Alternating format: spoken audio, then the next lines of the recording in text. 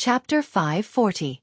Mutated monsters were normal beasts and ferocious beasts that had mutated under the radiation of the secret realm. To be honest, Su Len could kill a monster of this level with one hand. However, it was still very dangerous for normal people. Moreover, there were too many of these monsters. Hathaway looked at the fog around them and frowned slightly. Then, she waved the magic staff in her hand and a ray of light flashed across her body.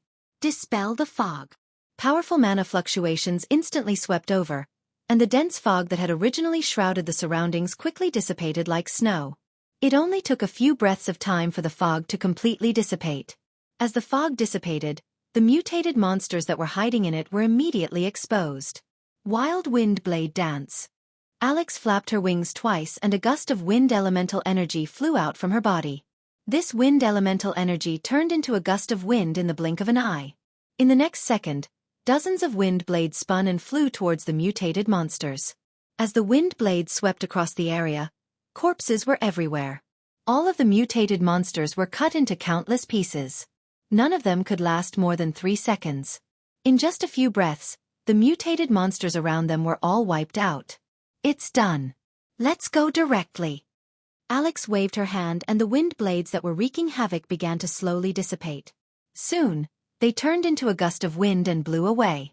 Only the large number of corpses on the ground and the smell of blood in the air reminded everyone that this place was not safe. Su Len looked at the ruins not far away. There was a strange magic energy surrounding the ruins. It was the ancient ruins that they were looking for. Spatial ripples detected. Spatial ripples detected. The system notification rang in Sullen's ears. This is the power of the mystery lock. Hathaway's eyes flashed with a hint of surprise. This secret realm is protected by a layer of mystery lock.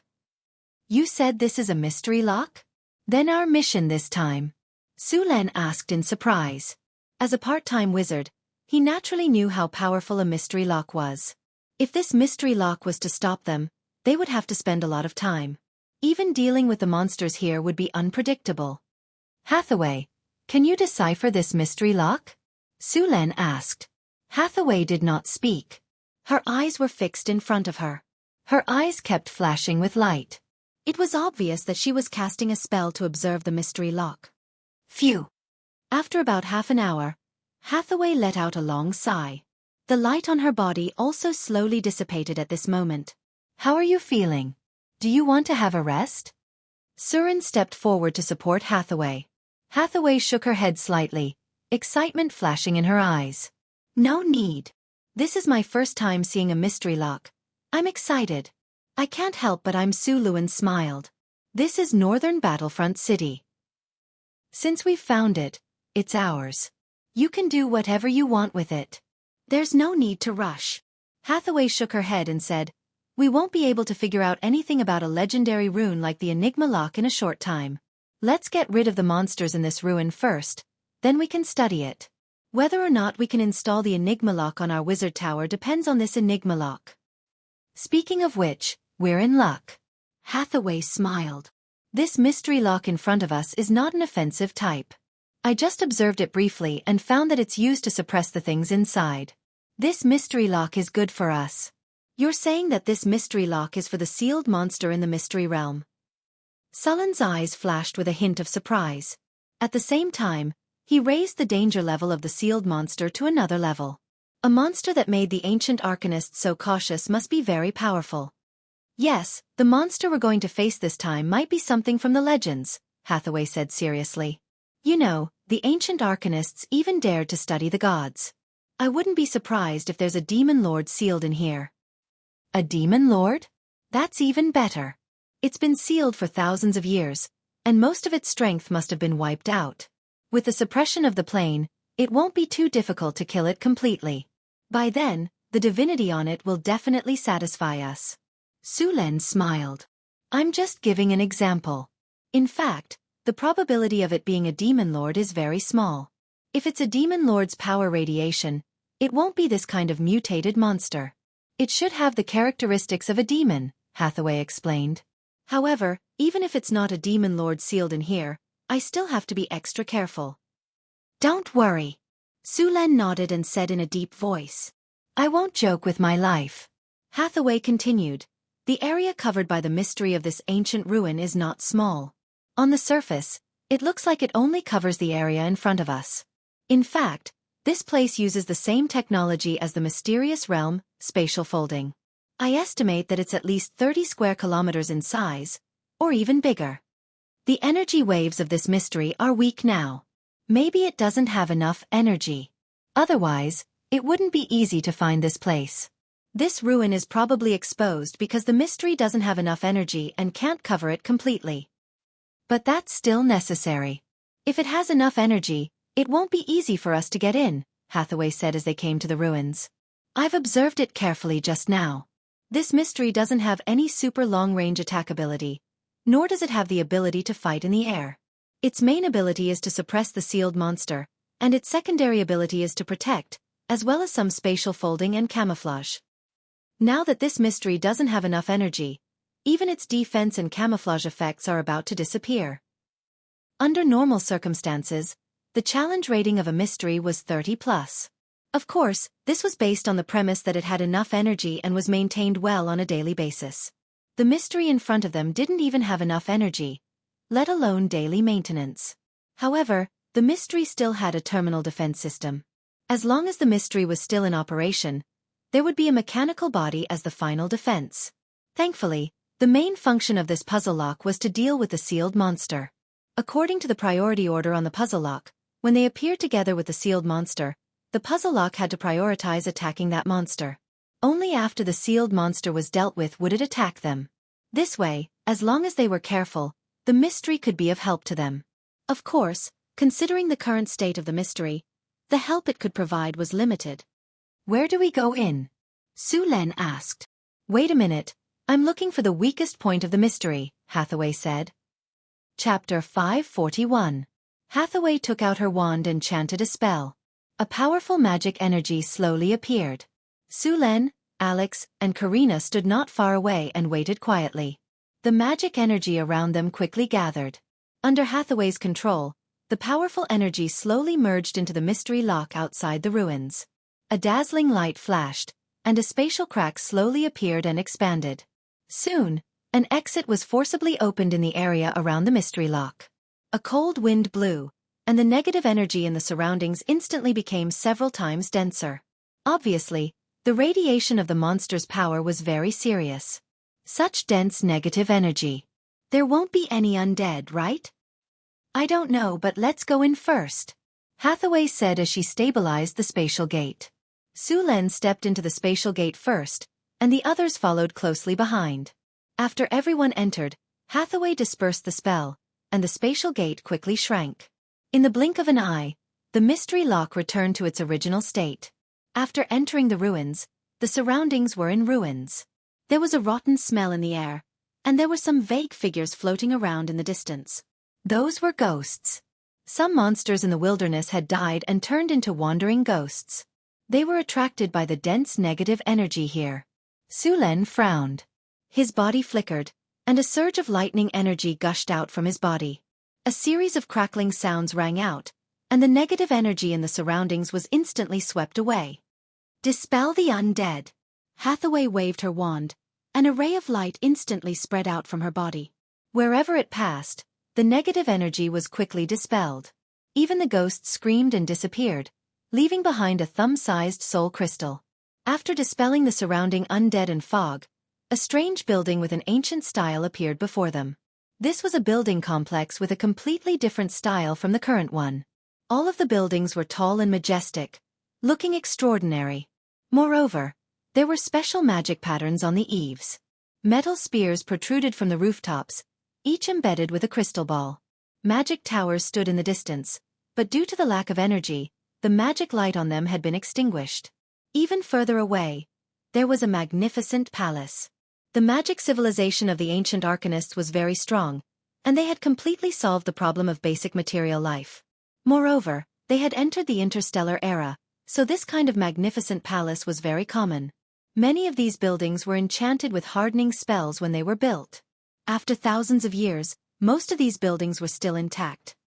Looks like we're in luck, Su Len said happily when he saw the well-preserved buildings. What's that? Alex suddenly said.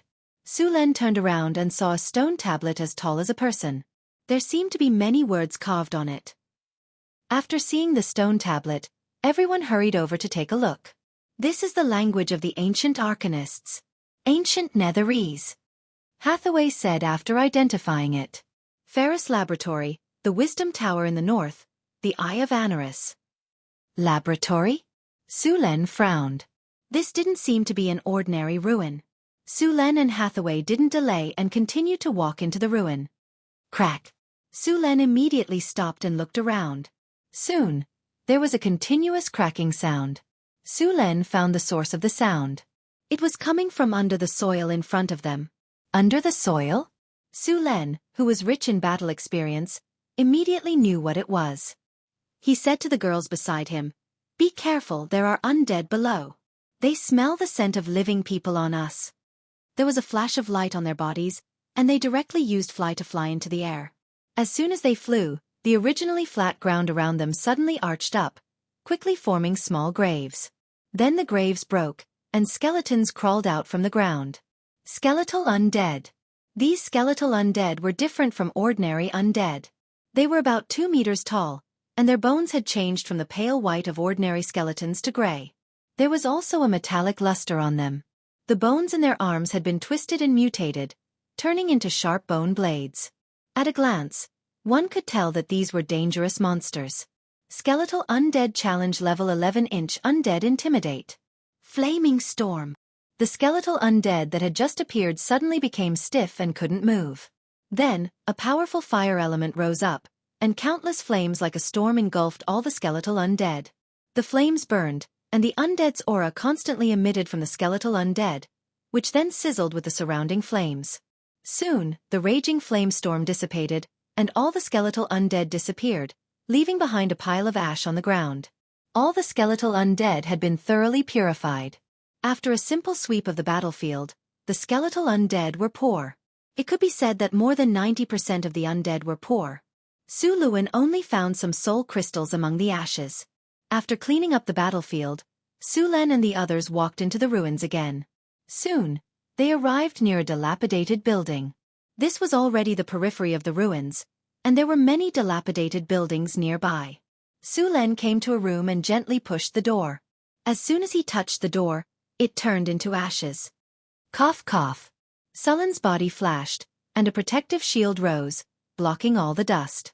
When the dust dissipated, he entered the room, but he was soon disappointed.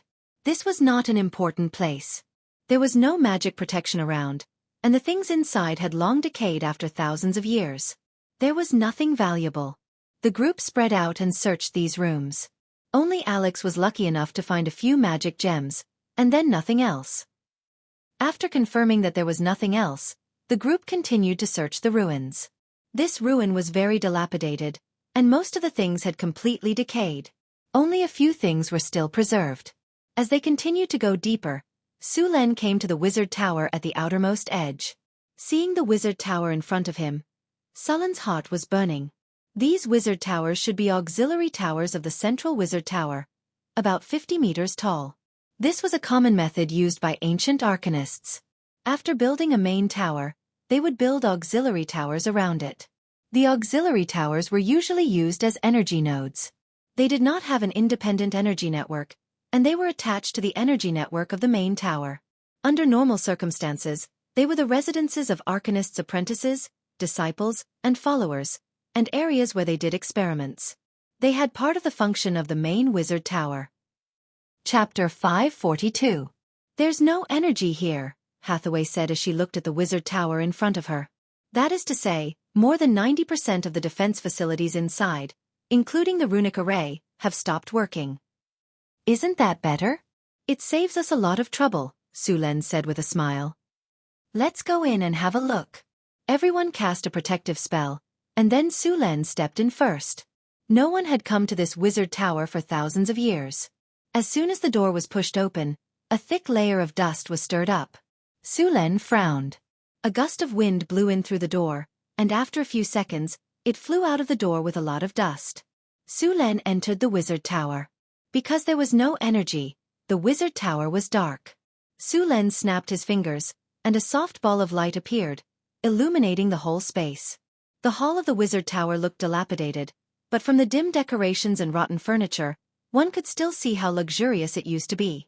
The crystal chandelier in the hall had been smashed to the ground, and the carpet under their feet had decayed into a black mass. Many glassware had been broken, and the inlaid gold foil had lost its luster. It seemed to have no value at all. Su Lin didn't stay here for long. There was basically nothing to be gained in the hall. He simply identified the direction and walked upstairs. The second floor of the wizard tower was a rest area. Several people searched different rooms, but they didn't find anything valuable except decayed things. The wizards who originally lived here seemed to have left in a hurry. The room looked very messy, but the valuable items had been taken away. Several people searched, but except for some arcane gold coins and a few magic props that had lost their magic power, there was nothing else.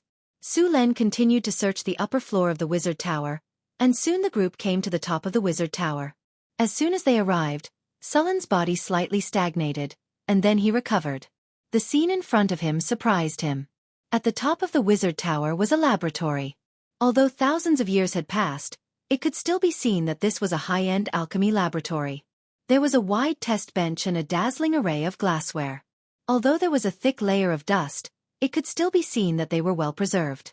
In the middle of the laboratory, there was a round cover. The cover looked like a glass cover. It was covered with dust, but they could still see what was inside. In the middle of the glass cover was a table that looked like an operating table. On this table was a tall skeleton. The skeleton's limbs and neck were all locked by metal shackles. This skeleton was not human. It had sharp fangs, thick bones, and horns on its head like a cow's, but much bigger than a cow's horns. Its two arms looked like a pair of scorpion's pincers, and there were two human-like arms on its chest. Its legs were thick and powerful, similar to the joints of cows and horses. There were 3 sharp toes on each foot, and there was a pair of bone wings on both sides of the spine. Su Lin recognized the type of skeleton in front of him at a glance. Not long ago, he had seen many in the abyss. The skeleton in front of him was a demon, and it was a high-grade demon. Judging from the characteristics of its body, it was likely to be a Glabrezu.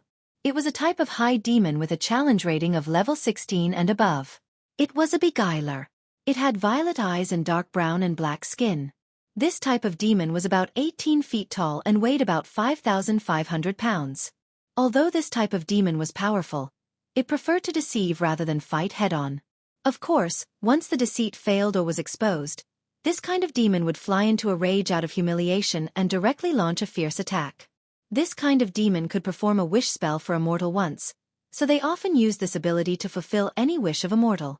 However, the price was often extremely high, and of course the result of this wish would not be too good. Compared to other demons, Glabrezu were experts in deception and lying. They would use illusion to hide their true appearance and use all kinds of lies and tricks to trick people. This demon was like a bailer, and it was often used as a commander in the demon army. The master of this wizard tower is not simple. A gust of wind element flew by, and the dust on the glass cover was blown away. The situation inside was completely exposed. A Glabrezu. This may be the only Glabrezu I've seen that was starved to death. Su Lin looked at the skeleton in front of him and said with a smile, "It may also be the longest-lived Glabrezu." Hathaway joked. Although demons usually had a lifespan of thousands of years, so far, there was no demon in the multiverse that died of old age. This should be a demon that was caught or summoned by the master of the wizard tower, and then forcibly imprisoned here for research. Hathaway stepped forward and looked at the demon in the glass cover. It is said that in the era of the Arcane Empire, the Arcanists even occupied a few layers of the abyss and turned them into their colonies. Maybe this demon was caught and sold here. But no matter what, this shows that the ruins we are in now are very dangerous. Hathaway, can you open this glass cover? Su Lin reached out and knocked on the glass cover twice. The glass cover made a knocking sound. The quality of the cover was very good, and it was used by the Arcanists to imprison demons. One could imagine how strong this cover was. Let me look for it. Hathaway looked around for a while and finally found an open button on the experiment table, but after pressing it, the glass cover did not open. Looks like it's not this button. After waiting for a while and nothing happened, Alex shrugged and said, "No, the energy here has long been exhausted, so even if there is an open button, the cover will not open." Su Len observed in front of the glass cover for a while, and then a flash of light flashed on his body. He reached out and slightly exerted force on the glass cover, and a squeaking mechanical sound was heard. This sound was like the sound of a door shaft that had not been lubricated for decades. It was hoarse and unpleasant. Su Len slowly lifted the glass cover in the squeaking sound. With a click, the glass cover was completely opened. Su Len came to the operation table and picked up a demon skeleton to check. It's useless. After a while, Su Len threw away the demon skeleton in his hand with disappointment. It's been too long. The magic on these bones has completely dissipated, and they have become ordinary bones. There is no use at all. Chapter 543. The body of a high-grade demon was a precious magic material. Although it was a pity that the materials in front of them had lost their effect, there was still one thing that was not damaged, which was the operation table and the glass cover that trapped the demon. These two things could suppress a high-grade demon like the Glabrezu until it starved to death. One could imagine how sturdy and powerful it was. It was great for imprisoning enemies or something similar. This thing is not bad. Let's take it back. Su Len knocked on the metal table and said. Next, everyone turned the entire laboratory upside down. Other than a well-preserved experiment record, the only things left were the experimental equipment. The experiment record was a relatively important thing. The paper used was processed parchment. This kind of parchment was expensive and could be stored for a long time. It was a very good recording material. A research report was recorded on it. Research report on the body structure, resistance, and bloodline of the Glabrezu. It recorded detailed information about the Glabrezu, as well as their weaknesses, preferences, body structure diagram, blood, and so on. Looking at the research report, Su Len looked at the demon that had turned into a skeleton with pity. What a good comrade. He used his life to provide us with such detailed experiment data. You are like a candle, lighting yourself up to illuminate others, paving the way for the research of spells. After spending some time carefully removing the binding table and the glass cover, Su Len and the others continued to leave the wizard tower. Su Len, look over there. As soon as they left the wizard tower, Karina suddenly pointed at a patch of plants in the darkness not far away and said, "Those plants look a bit strange." Plants? Sullen's heart skipped a beat. He turned around and looked. The plants that grew in this place were usually magical plants. It was very likely that the ancient arcanists had left behind a herb field. The light spell dispelled the darkness, and the plants gradually became visible. They looked a bit familiar. They looked like piranha flowers, but unlike piranha flowers, they looked like they had been pruned. These magical plants grew in fixed areas, giving Su Len the feeling that they were in the back garden of a villa. After approaching, Sullen's eyes lit up. There were still many fruits hanging on these magical plants. It was obvious that they had ripened and no one had picked them yet. Since he had encountered them, Su Len was naturally not going to let them go. Sensing the approach of a living creature, the man-eating flowers awoke from their slumber. However, Hathaway immediately cast hypnosis on them, causing them to fall asleep once more. The fruits of the man-eating flowers could be used to concoct life potions.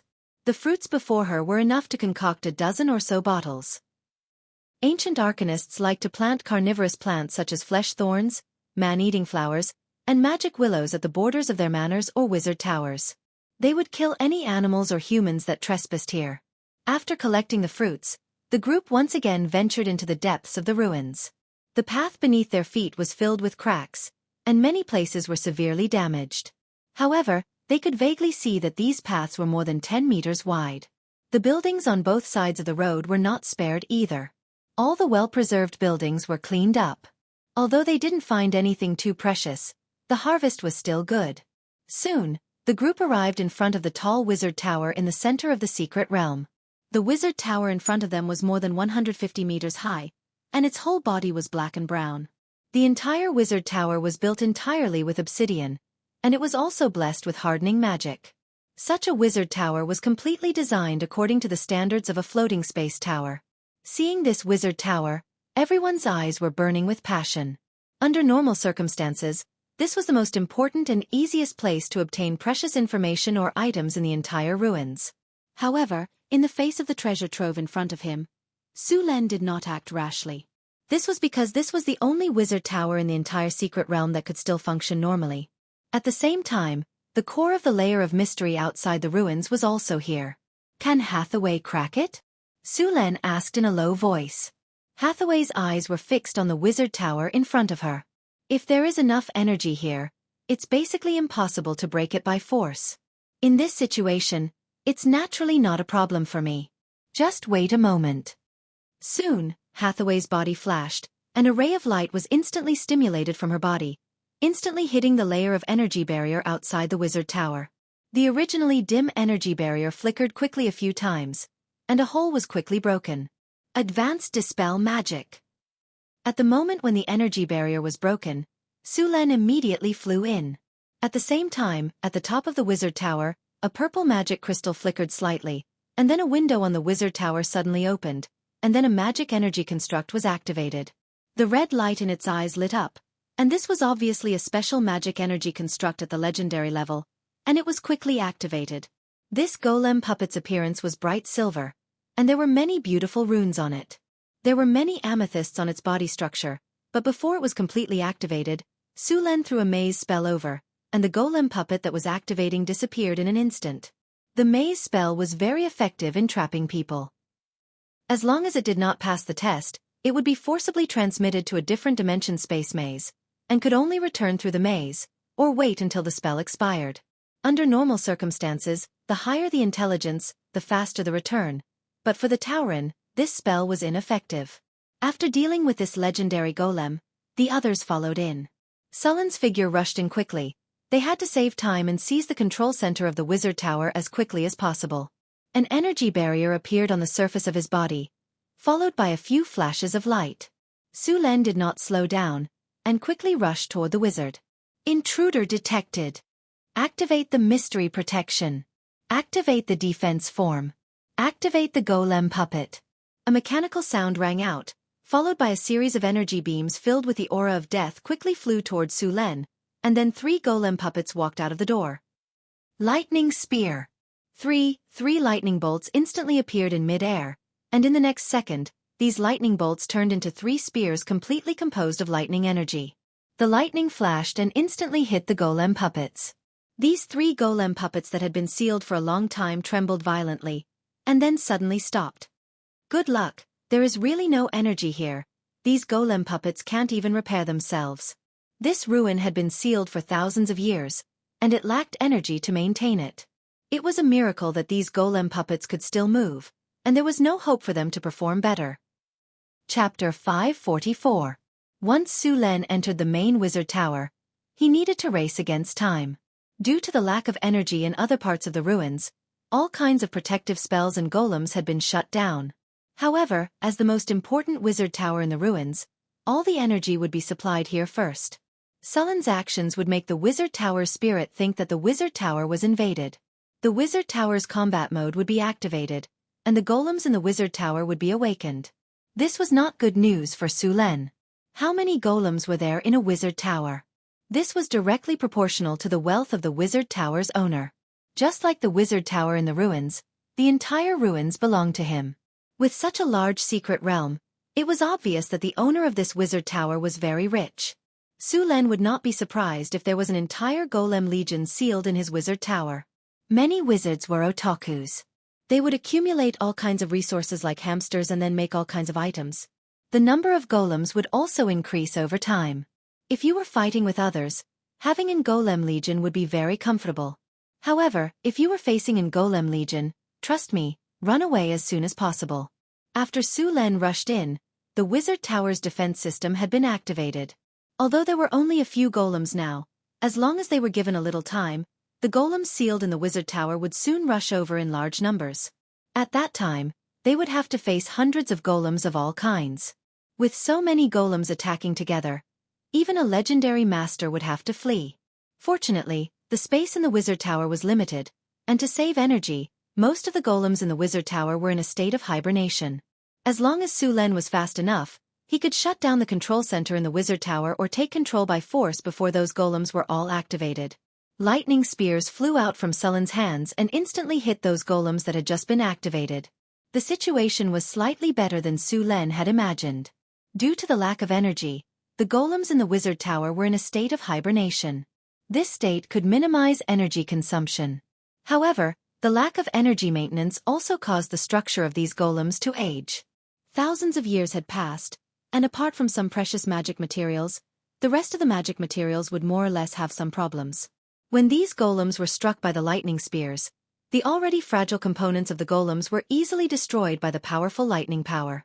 Hathaway, Alex, and Karina followed closely behind Su Len. They weren't idle either.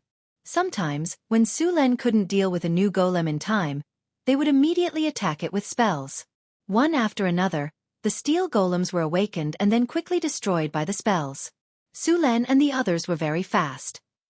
As high-grade wizards, they had all mastered combat spellcasting.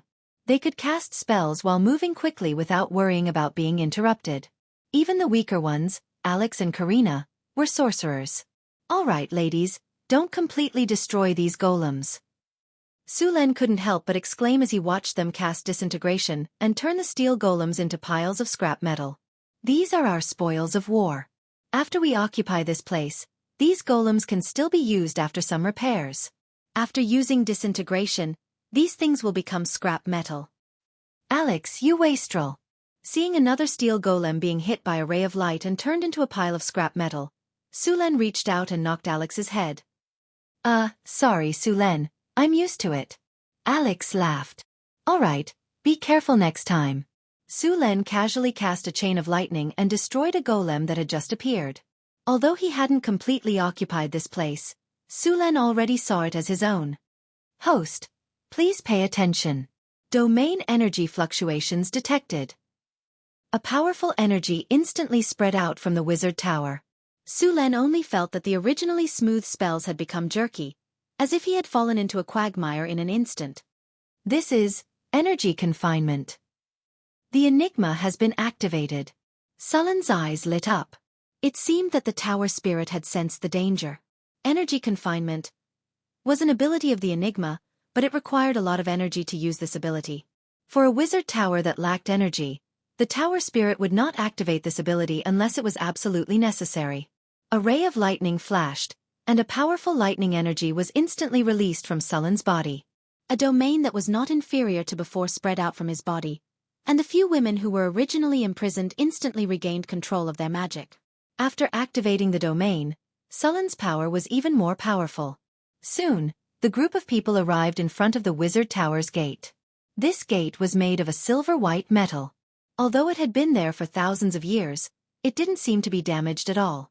Su Len casually threw a lightning spear, but as the lightning flashed and the lightning energy dissipated, the silver-white gate in front of him didn't move at all. There wasn't even a mark on it. Seeing this, a trace of surprise flashed in Sullen's eyes, but in the next second, the storm halberd appeared in his hand. Lightning spear! The dazzling lightning instantly shrouded the storm halberd, and as a large amount of lightning merged, an invisible torrent of energy quickly gathered around Su Len. The storm halberd was originally completely covered by lightning, and the powerful lightning energy spread to the surroundings, forcing Hathaway and the others to move out of the way. Sullen's warrior robe was also propped up by the static electricity, and more lightning energy was injected into the storm halberd. The powerful energy gathered, and magic weapons that were slightly inferior in quality almost fell apart under this pressure. Even the storm halberd, a legendary weapon, was trembling slightly. It was obviously close to its limit. In the end, the storm halberd that had gathered infinite power was lifted up by Su Len, and in the next second, it fiercely pierced the silver-white metal gate in front of him. Crack! Rumble! The deafening thunder sounded, and the entire wizard tower shook violently, and a powerful energy exploded in an instant. When the light dissipated, the gate in front of them had been completely blown open, and there was a big hole in the gate. Ding! The energy domain has disappeared. The effect of energy imprisonment has been weakened. Su Len panted for a moment, and then directly entered the gate with a storm halberd. On the platform in the center of the hall, a crystal ball was constantly emitting a faint light. It was the host crystal of the tower spirit. Just as Su Len stepped forward and was about to close it, a huge roar came from the other side of the hall. Chapter 545. Bang! Sullen's vision went dark, and he subconsciously swept the storm war halberd across. A huge force came, and he felt as if he had hit steel, and his palm was slightly numb. The black shadow flew backward and quickly stabilized. Only then did Su Len see clearly that it was a strange high-level golem in front of him. Countless runes were engraved on its body, and the light purple magic patterns were like tattoos all over the golem. The golem was 6 meters tall, and its appearance was similar to that of a human. From its appearance, it was obvious that it was a legendary golem, and it was very likely that it had been modified. Guardian activated. Carry out the third battle plan. Eliminate all intruders. The golem's eyes flashed red, and it completely locked onto Su Len. Then, a cold mechanical voice sounded. Elemental fission shield activated. Aura/activated. Weakness detection activated. Silver holy sword, legendary, charged. Armor break activated. Sharpness activated. Greater haste activated. With the cold mechanical voice, a huge beheading sword with a silver glow appeared in the golem's hand. Under Surin's dumbfounded expression, the legendary construct in front of him instantly entered the complete state. Don't interfere. I'll deal with it, Su Len immediately said when he saw the golem. This thing was obviously a high-level legendary golem, a killing machine specially used to guard the core of the wizard tower. Apart from Su Len, no one else could withstand this thing's combat power. Greater haste. Maximum spell. Greater displacement force field. Maximum spell. Greater bear's toughness. Maximum spell. Greater bull's strength. Maximum spell. Greater fox's cunning. Maximum spell. Legendary mage's armor. Maximum spell. Weakness detection. A series of spells rose from Sullen's body. Hathaway, Karina, and Alex quickly cast all kinds of spells on Su Len. A bright sword light illuminated Sullen's eyes, and the 6-meter-tall guardian statue in the tower instantly appeared in front of Su Len. The silver sword instantly chopped towards Sullen's neck. Su Len had several energy barriers in front of him, but they were shattered by the guardian golem's sword beam. Finally, they were blocked by the storm battle halberd. The guardian's speed was very fast, and his tall body was unexpectedly agile. The speed of his sword was so fast that it left behind a series of afterimages, slashing towards Sullen's vital parts. Su Len didn't show any weakness. He kept waving the storm halberd in his hand, and his figure moved quickly like a ghost. Bang bang bang! The storm battle halberd and the silver sacred sword kept colliding, and a series of sparks kept appearing. In a short period of time, Su Len and the guardian golem had exchanged dozens of blows. Powerful energy surged in the surroundings. The energy barriers on Sullen's body were all shattered, and even the legendary mage's armor was damaged. The guardian golem wasn't any better. The energy barriers on the surface of its body had dimmed, and scars from the storm battle halberd appeared on its silver body. Thunder slash! Dazzling lightning instantly erupted from Sullen's body, and the storm battle halberd slashed towards the guardian golem with the power of endless lightning. The dazzling lightning completely enveloped the guardian golem's tall body, and a deafening thunder rumbled. In the next second, the guardian golem's tall figure was sent flying.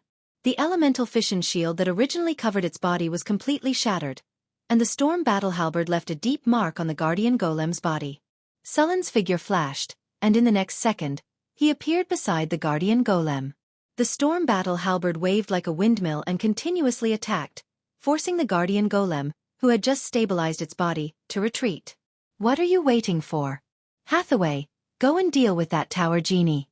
This legendary golem can't be dealt with in a short time. Okay, you hold it back. I'll go and crack the tower genie's core. Hathaway reacted quickly. Although she was shocked by the battle between Su Len and the golem, she recovered in an instant. Then, while Su Len was holding the golem back, she began to crack the tower genie's core. Bigby's flying palm. A huge palm appeared out of thin air, and then directly sent the golem flying. Before the guardian golem could stand firm, Sullen's attack had come again. High-grade legendary golems were very difficult to deal with. This thing had high attack, high defense, fast speed, and surprisingly high magic resistance. Although Su Len was confident that he could tear it down, it would take a long time. This kind of legendary construct golem could be said to have almost no weaknesses. Su Len didn't want to tear this thing down. After all, not everyone could make a high-level legendary golem. The owner of this wizard tower was at least a high-level legendary existence. A golem of this level could be said to be very precious, and Su Len couldn't bear to break it. Even Su Luan could only suppress the guardian golem in front of him. Moreover, this guardian golem was also equipped with the Sword Saint skills. If an advanced legendary warrior were in his place, the guardian golem would have long since finished him off. If this thing attacked at full strength, it wouldn't be surprising if it killed legendary Su Len in one strike. In fact, the guardian golem hadn't used its full strength yet. After all, golems made by wizards often needed the assistance of wizards. If it had the cooperation of a legendary wizard, it wouldn't have been a problem to directly kill the Baylor. Aura slash. After seeing Hathaway begin to break the core of the tower spirit, the guardian golem seemed to be anxious. It no longer defended against Sullen's attack. A silver-white sword aura instantly appeared on the 3-meter-long silver-white giant sword in its hand. The sharp sword aura seemed to tear through time and space, and it slashed fiercely toward Su Len. Boom! Su Len didn't back down. If he pushed it away, Hathaway would be in danger. The light blue thunder turned into a thundersnake and collided with the sword aura. Then it disappeared. The guardian golem's body flashed, and in the next second, a sword aura burst out in an instant. Sword storm. The sword aura was activated, and the tall guardian golem quickly waved the silver sword aura. At this moment, the entire golem turned into a monster that was cutting at high speed. Sullen's face changed, and he subconsciously wanted to leave. However, just as his body was about to move, he immediately reacted. The thunder power in his body instantly poured into his body, and endless thunder continued to explode. Lightning flashed in all directions, and the sound of metal clashing rang out. Su Luan firmly blocked the guardian golem, but in the face of such a powerful attack, Su Luan was in a somewhat sorry state. The legendary mage armor on his body had completely disappeared, and even his clothes had become like that of a beggar. Chapter 546. The golems immediately stopped attacking. The guardian golem that was attacking suddenly stopped, and the red light in its 2 crystal eyes disappeared. Su Luan also breathed a sigh of relief. Hathaway, ask the tower genie where the core of the puzzle is located, Su Len said in a deep voice. Tower genie, where is the core of the puzzle? The core of the puzzle is at the top of the wizard tower, the tower genie said in a cold mechanical voice. Hathaway was a little confused. Isn't this the top of the wizard tower? Master, this is the 2nd floor of the wizard tower. There is another floor above it, the tower genie continued. This place was built with a spatial folding magic circle. I see. Hathaway nodded and asked the tower genie to open the door. They walked directly to the top of the wizard tower. The top of the wizard tower covered a large area. As soon as they arrived, they saw an enlarged puzzle magic circle. Purple arcane crystals floated quietly in the air. There were countless runes engraved on these crystals. A few silver light beams passed through each arcane crystal. These light beams crisscrossed back and forth like a fishing net, and those arcane crystals were the nodes of the net. Countless runes were engraved on the ground. These runes corresponded to the arcane crystals in the air. The top of the room was also engraved with a large number of runes. Purple gems were embedded in the ceiling, looking like twinkling stars in the night sky.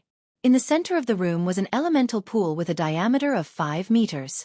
At this time, there was only a shallow layer of energy water left in the elemental pool. Because it had not been maintained for a long time, many of the runes on the elemental pool had been peeled off and damaged.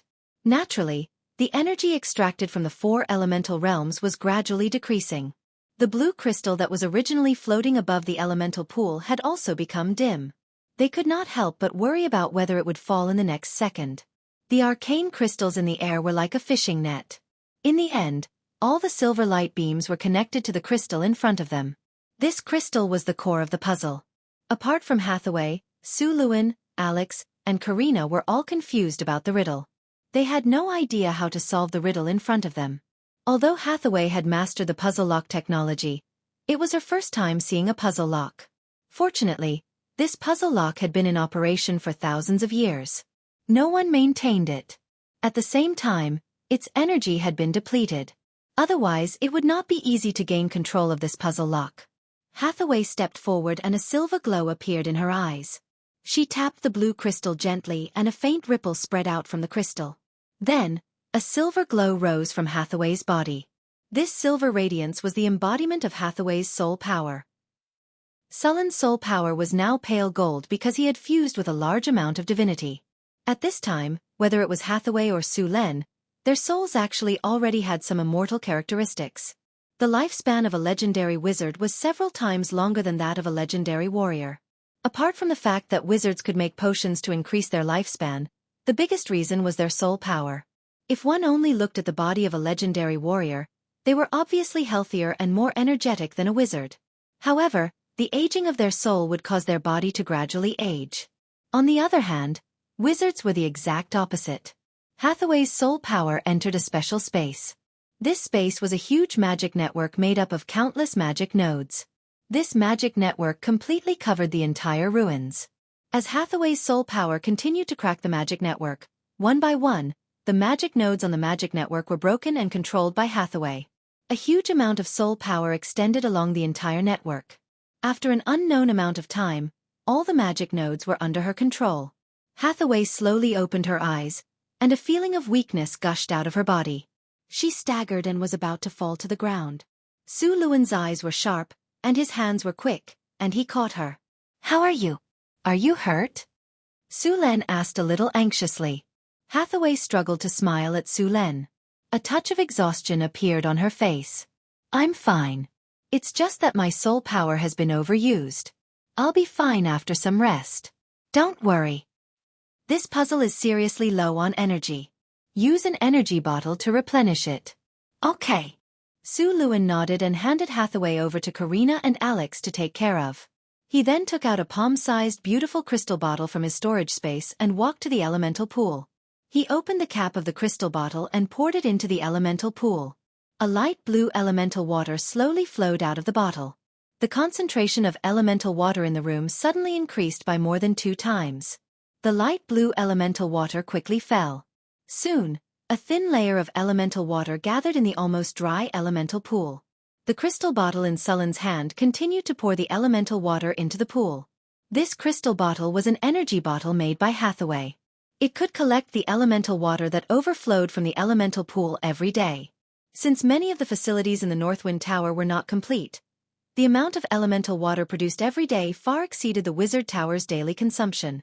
To avoid wastage, Hathaway specially made some energy bottles. Although the energy bottle in front of Abel was only the size of a palm, it was made with a special spatial technique.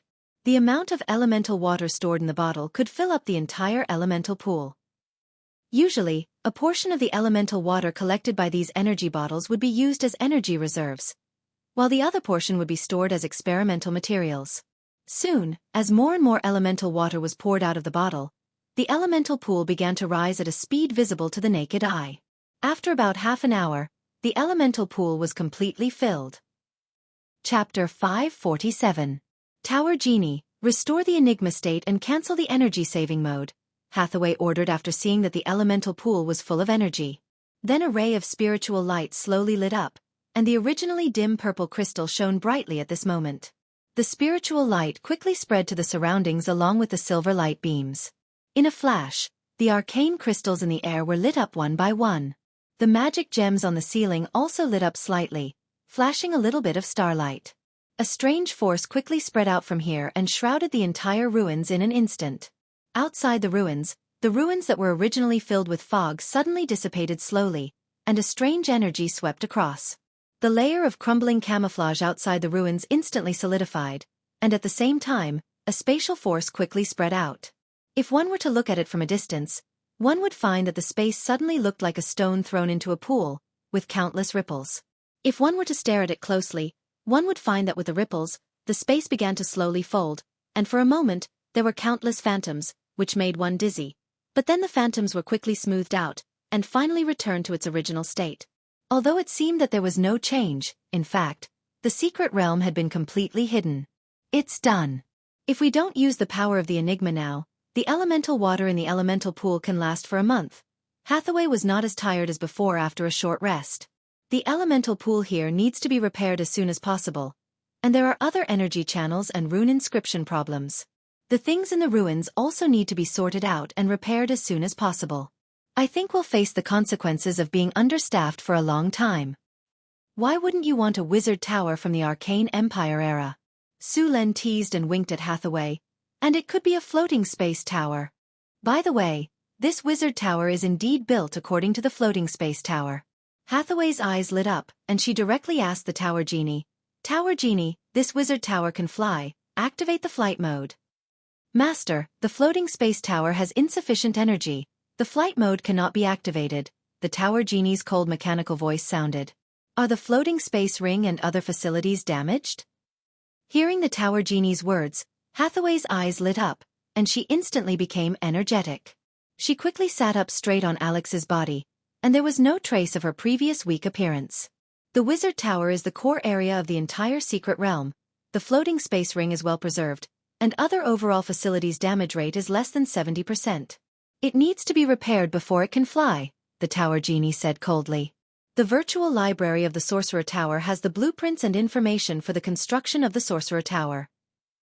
There is a perfectly preserved floating ring here, Hathaway said in pleasant surprise. The floating space ring was the core component of the floating space tower that could fly. If the floating space city was compared to an airplane, the elemental pool was the fuel tank that provided sufficient energy, and the floating space ring was the engine that provided energy for the airplane. The floating space ring was a glorious achievement of the Arcane Empire era. It could lift the floating space tower, which weighed hundreds of tons, into the sky and fly freely. It could be said to be a very powerful legendary rune. It contained a lot of mathematical Olympiad knowledge. Hathaway only had some incomplete knowledge.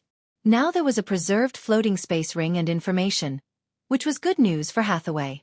Master, you'd better not activate the flight mode, the Tower Genie suddenly reminded her. Why? Hathaway asked with some surprise. The core command left by the previous master was to suppress the things sealed under the wizard tower. Once the wizard tower takes off, the Enigma won't be able to suppress the seal, and the monster will soon break the seal. Su Len and Hathaway looked at each other, and immediately thought of the future she saw not long ago using astrology. What's sealed here? Su Len asked. The Tower Genie did not respond to Sullen's question. Seeing that the Tower Genie ignored him, Su Len was a little embarrassed. Tower Genie, adjust Sullen's authority to the highest. Hathaway was like a little fox who had stolen a chicken, and her beautiful big eyes curved into a crescent moon.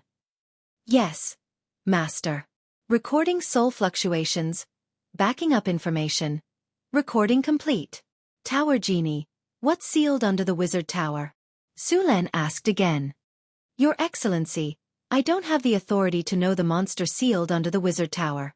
According to the 70th resolution of the Supreme Arcane Parliament, this arcane realm is sealed, and the previous master was also imprisoned by the Arcane Parliament. For specific information, you can check the information left by the previous master. Su Len and Hathaway's faces became serious. It was obvious that the monster sealed below was a taboo, and they learned from the Tower Genie that the previous master was actually imprisoned by the Supreme Arcane Parliament. What did this predecessor do? He actually made the Supreme Arcane Parliament intervene directly. The Supreme Arcane Parliament was the highest ruling core of the Arcane Empire. Although the Arcane Empire was called an empire, it was actually a floating space city that was autonomous. The supreme leader of each floating space city was basically a Grand Arcanist, and each floating space city had a seat in the Supreme Arcane Parliament. Usually, everyone did their own thing and did not interfere with each other. Only when a major event occurred, all the floating space city would convene a meeting of the Supreme Arcane Parliament to discuss and make decisions. Although this parliament had great power in name, in reality, it did not care much. The previous master of this wizard tower actually made the Supreme Arcane Parliament take action personally. Su Len was curious about what he did at that time. Soon, Su Len asked the Tower Genie to pull out a set of experimental data and began to check it with Hathaway. Arcane Calendar, Year 3953, Spring. Some of the items in the laboratory have been exhausted. Last month, I traded with the dimensional merchant and spent a lot of money and resources. Suddenly, I found that the money left was not enough to buy materials this month. Forget it, I'll go to the astral world to collect it myself. Year 3958 of the Arcane Calendar, Spring. My luck is really good. I found an area rich in materials in the astral plane. It only took me 3 days to collect enough materials to last me 2 months. I'm going to finish collecting here before going back. Arcane Calendar, Year 3958. Spring. Praise the Goddess of Luck. Today is my lucky day. I swear, today is more exciting than when I was promoted to Legendary. I actually found the body of an ancient god in the astral world. I dare say that this is definitely the greatest discovery in the astral world in the last few hundred years. Divinity, artifact. Ha ha ha, I'm going to become a grand arcanist. Chapter 548. Arcane Calendar Year 3958. Summer. The laboratory I prepared for the ancient god's corpse is finally completed. Next, I can study this corpse without any worries. I can't wait. Arcane Calendar Year 3958. Summer. The first experiment was a success. Haha, I'm a genius. I successfully extracted a bit of divinity from the corpse. This pure golden power looks really charming. Next, I'll try to go into seclusion and completely integrate this divinity into my body. Arcane Calendar Year 3958. Summer. Damn it, the consciousness left by the ancient god is too powerful. It took me half a month to successfully integrate this divinity into my body. Although the process was a bit tortuous, the result was great. After integrating this divinity, I clearly felt a crack in the previous bottleneck. It seems that my idea was right. Autumn. Year 3958 of the Arcane Calendar. Something was not right. There was a different kind of energy in this god's corpse. This energy was entangled with the god's corpse, and they seemed to be showing signs of revival. What the hell? Could it be that this god's corpse, which had been dead for thousands of years, could be revived? Arcane Calendar Year 3958. Winter. Incredible. The power of divinity is really amazing. It has the power to turn something rotten into something magical. I can use it to make a divine artifact. Materials. I want all kinds of rare materials. I want to make a divine artifact that belongs to me. Arcane Calendar Year 3958. Winter. Something seems to be wrong. I feel that my consciousness is affected. The number of times I've been angry has obviously increased. Just this morning, I scolded my favorite disciple, Flender. He actually stopped me from absorbing the divinity. Arcane Calendar Year 3959. Spring. The weather today is good. Just now, I successfully broke through level 30 and reached level 31. Now, I'm an astral mage. Also, the power in the corpse has become stronger. I need to find a way to suppress it. Arcane Calendar Year 3959. Spring. Damn it, this is not the original power of the corpse. This power is parasitic in the corpse. It wants to use the corpse of the god to revive. The corpse of the god is mine. I won't let anyone take it away. Arcane Calendar Year 3959. Spring. This power is too strong. I can't suppress it anymore. It's starting to change. I have to find a way to deal with it as soon as possible. Arcane Calendar Year 3959. Spring. Why did the Supreme Arcane Council send a document for inquiry? Could it be that they knew I had obtained the god's corpse? That's impossible. No, I forgot about Flender. That damned bastard. He actually dared to betray his teacher. I'll extract his soul and seal it in the lamp so that his soul will be burned forever. But before that, I have to hide the god's corpse somewhere else. Year 3959 of the Arcana Calendar. Spring. Those annoying special envoys from the Supreme Arcana Council came. Humph. He actually said that I was researching the power of the divine sin and violated the ban of the Supreme Arcana Council. What ban? These guys don't understand the greatness of divinity at all. They just covet my god corpse and want to take it from me. I should just chase them out. Arcana Calendar. Year 3959. Spring. The vitality and life force of the god's corpse are getting stronger and stronger. I have to suppress it as soon as possible. Fortunately, I had the help of the Wizard Tower. With the help of the Wizard Tower's power, I successfully suppressed him. Perhaps I should change my way of thinking. Year 3959 of the Arcana Calendar. Spring. Why is the Supreme Arcana Council here again? There's no end to it. This time I won't meet with them. Negotiating with them is a complete waste of time. The log came to an abrupt end here. Although the log wasn't long and there was a lot of repeated information in it, Sulen still found the information about the things sealed under the floating space tower. It seems that things are a little troublesome. Su Len closed the experiment log, and the expression on his face became a little gloomy. According to the information in the log, the previous master of the Wizard Tower was basically dead. But it was unknown whether he was killed by the Divine Sin or by the Supreme Arcana Council. Of course, Su Len was more likely to be arrested by the Supreme Arcana Council. If he was killed by the Divine Sin, then basically nothing would be left in the ruins. Now that the Wizard Tower was intact, it was very likely that it was done by the Supreme Arcana Council. Moreover, through the conversation with the Tower Spirit, he found that the seal here was made by the Supreme Arcana Mathematical Association.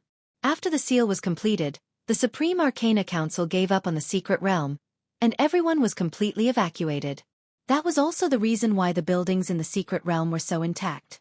Su Len deduced the matter in his mind and was surprised by the previous master of the Wizard Tower's ability to seek death. Not to mention that this guy directly seized the divinity from the god's corpse. He didn't even figure out the divine sin bred in the god's corpse. The divine sin was always born from the god's corpse, and the probability of such things happening was very high. Moreover, he didn't extract the soul of the divine sin to fuse with it after killing it. He was really courageous. He wasn't swallowed up by the negative consciousness of the divine sin, but judging from the experiment log, he was still affected. The ancient arcanists were really bold, and Su Len had to admire them. These arcanists were not even in awe of the gods. Otherwise, how could the Arthas Ascension be created? They actually wanted to seize the power of the gods by force. The ancient arcanists conducted too many dangerous experiments, such as bloodline experiments. Although Su Len didn't conduct in-depth research, the experiment was finally mature after hundreds and thousands of human experiments. In essence, the wizards of today were not much different from the ancient arcanists. They also liked to seek death. The only difference was that after being beaten up, the wizards of today were very cautious and knew how to respect the gods. It was not a big problem for the wizards to have enough curiosity. The key was to know their own strength. If they wanted to study the divine sin, their profession level had to be at least level 40. After all, the divine sin's challenge rating was as high as level 35. Without enough power to suppress the divine sin, it would be suicidal to study it. It seems that there's a high possibility that the divine sin below was born from the god's corpse. However, I don't know how much power this divine sin has left after thousands of years. Su Len held his chin with one hand and rhythmically tapped the table with the other. After being sealed for a long time in an environment with a lack of elements, the power of the divine sin would also decline. If it was at its peak, Su Len definitely wouldn't stay. He would turn around and run without hesitation. After all, it was too difficult to kill, and he might accidentally send himself into the divine sin. Chapter 549. During the period of the Arcane Empire, the most dangerous monsters in the multiverse were counted. The most dangerous ones were the Archean Hatred, the Dragon of Hatred. However, the number of these Archean Hatred was very small.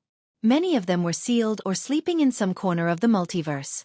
The second-tier monsters were the Abominations. In fact, some people classified the Abominations and the Archean Hatred together. After all, some Abominations were very powerful. The third-tier monsters were the Archean Villains.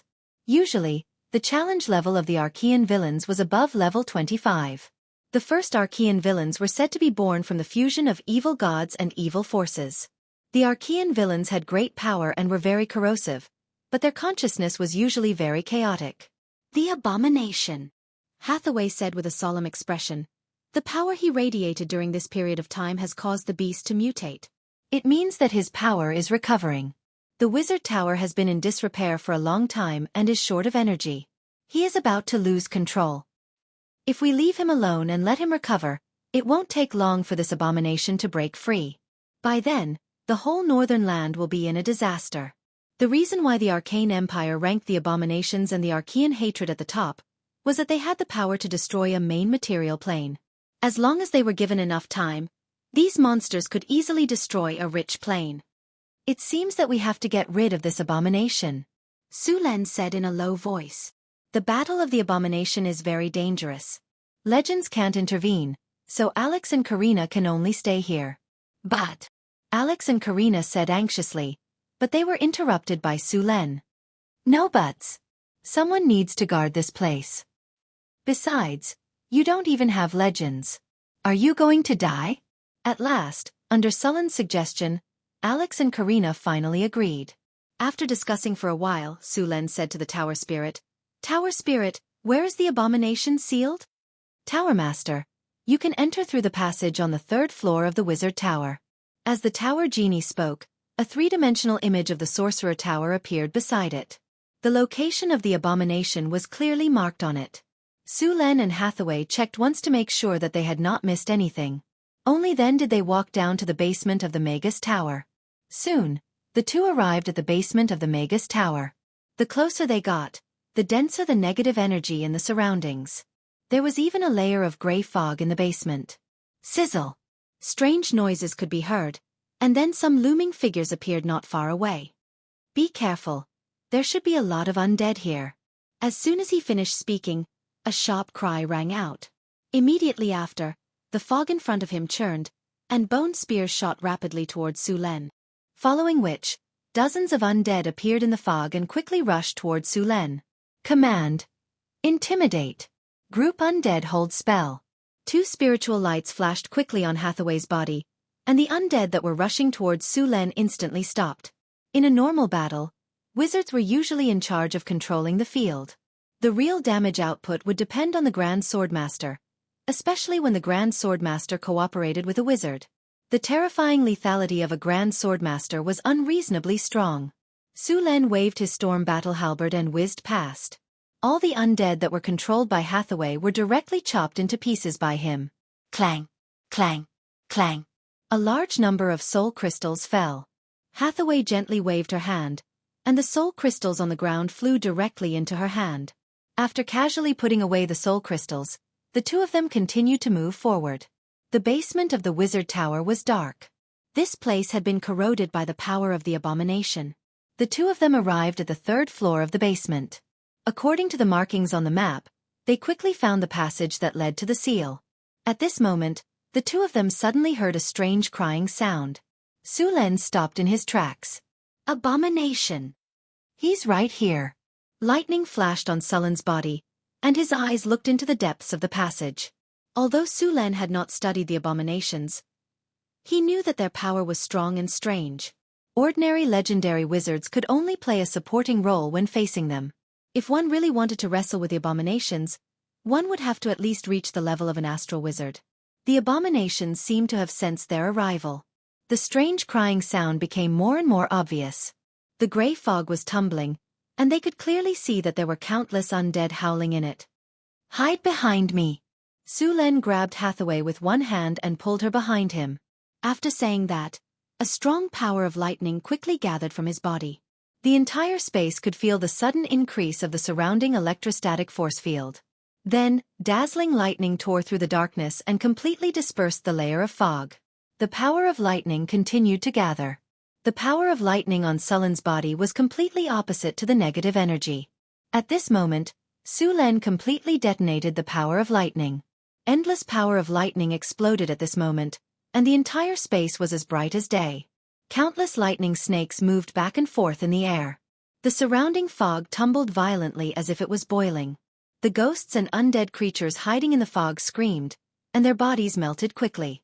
Suddenly, a large number of soul crystals fell to the ground. The surrounding fog dissipated completely. At this moment, they could clearly feel a hexagram rune array. Silver chains entangled back and forth, firmly locking the center of the altar. At this moment, Su Len finally saw the monster in the seal clearly. "Be careful, Su Len. It was born from the corpse of an ancient god." Su Len looked at the monster in the seal in front of him. This was a completely distorted human figure. It looked extremely strange. Its limbs were excessively long, and its head was very large. There were wrinkles on it, and it looked very ugly. Its mouth was full of sharp teeth, and its lower body was connected to a huge corpse. After seeing Su Len and Garen, the monster let out a sharp cry. Then, a spatial force suddenly appeared. The teleportation light flashed, and a Baylor appeared in front of them. Baylor Demon. Challenge rating 18+. The Baylor Demon was burning with endless flames. As soon as it appeared, it let out a roar. Then, Zhou Zhong's whip whipped toward Su Len. Su Len waved his storm war halberd and directly flicked the whip away. Just as Su Len was about to go forward, Hathaway's voice suddenly sounded in his mind. Su Len, wait! I've prepared to stop time. Later, take the opportunity to kill the Baylor demon. Okay. Su Len agreed without thinking. Hathaway gently waved her staff, and an invisible force quickly gathered. Then, a powerful magic instantly burst out. Time stop, legendary spell. Chapter 550. The entire world seemed to have been paused at this moment. Everything froze at this moment, motionless, like a photo that had been frozen. Time stop has been successfully activated. It lasted for 10 seconds. Su Luan only felt a strange force sweeping over him, and then everything around him became still in an instant. Do it! Hathaway's voice sounded from the bottom of his heart. Thunder Realm. Infinite power of thunder and lightning gushed out of Sullen's body in an instant. In the next second, Sullen's figure appeared beside the Baylor in an instant. Weakness detection. Thunder Slash. The light blue power of thunder and lightning flashed through the air. The Baylor that had just been summoned to the material plane was motionless. It was like a statue within the range of the time stop spell. The storm battle halberd carried light blue thunder and swept across in an instant, directly splitting the Baylor into two. However, the effect of the time stop spell did not appear. At the same time, after casting the time stop spell, Hathaway quickly cast the next spell with the power of the mystery lock. Summon Elemental Legion, Dimensional Summoning Gate plus Summon Fire Elemental Elder, Maximum Spell. A space gate opened, and scorching flames rushed out of the dimensional gate. The temperature of the entire basement soared by dozens of degrees in an instant. This was a teleportation gate leading to the fire elemental plane. After the teleportation gate opened, an angry roar was heard, followed by a flash of fire. A group of tall fire elementals walked out of the space gate. Summon Elemental Legion was a legendary spell. After casting, it could summon an elemental elder and several or more giant fire elementals. Casting 2 legendary spells in a row was also a great burden for Hathaway.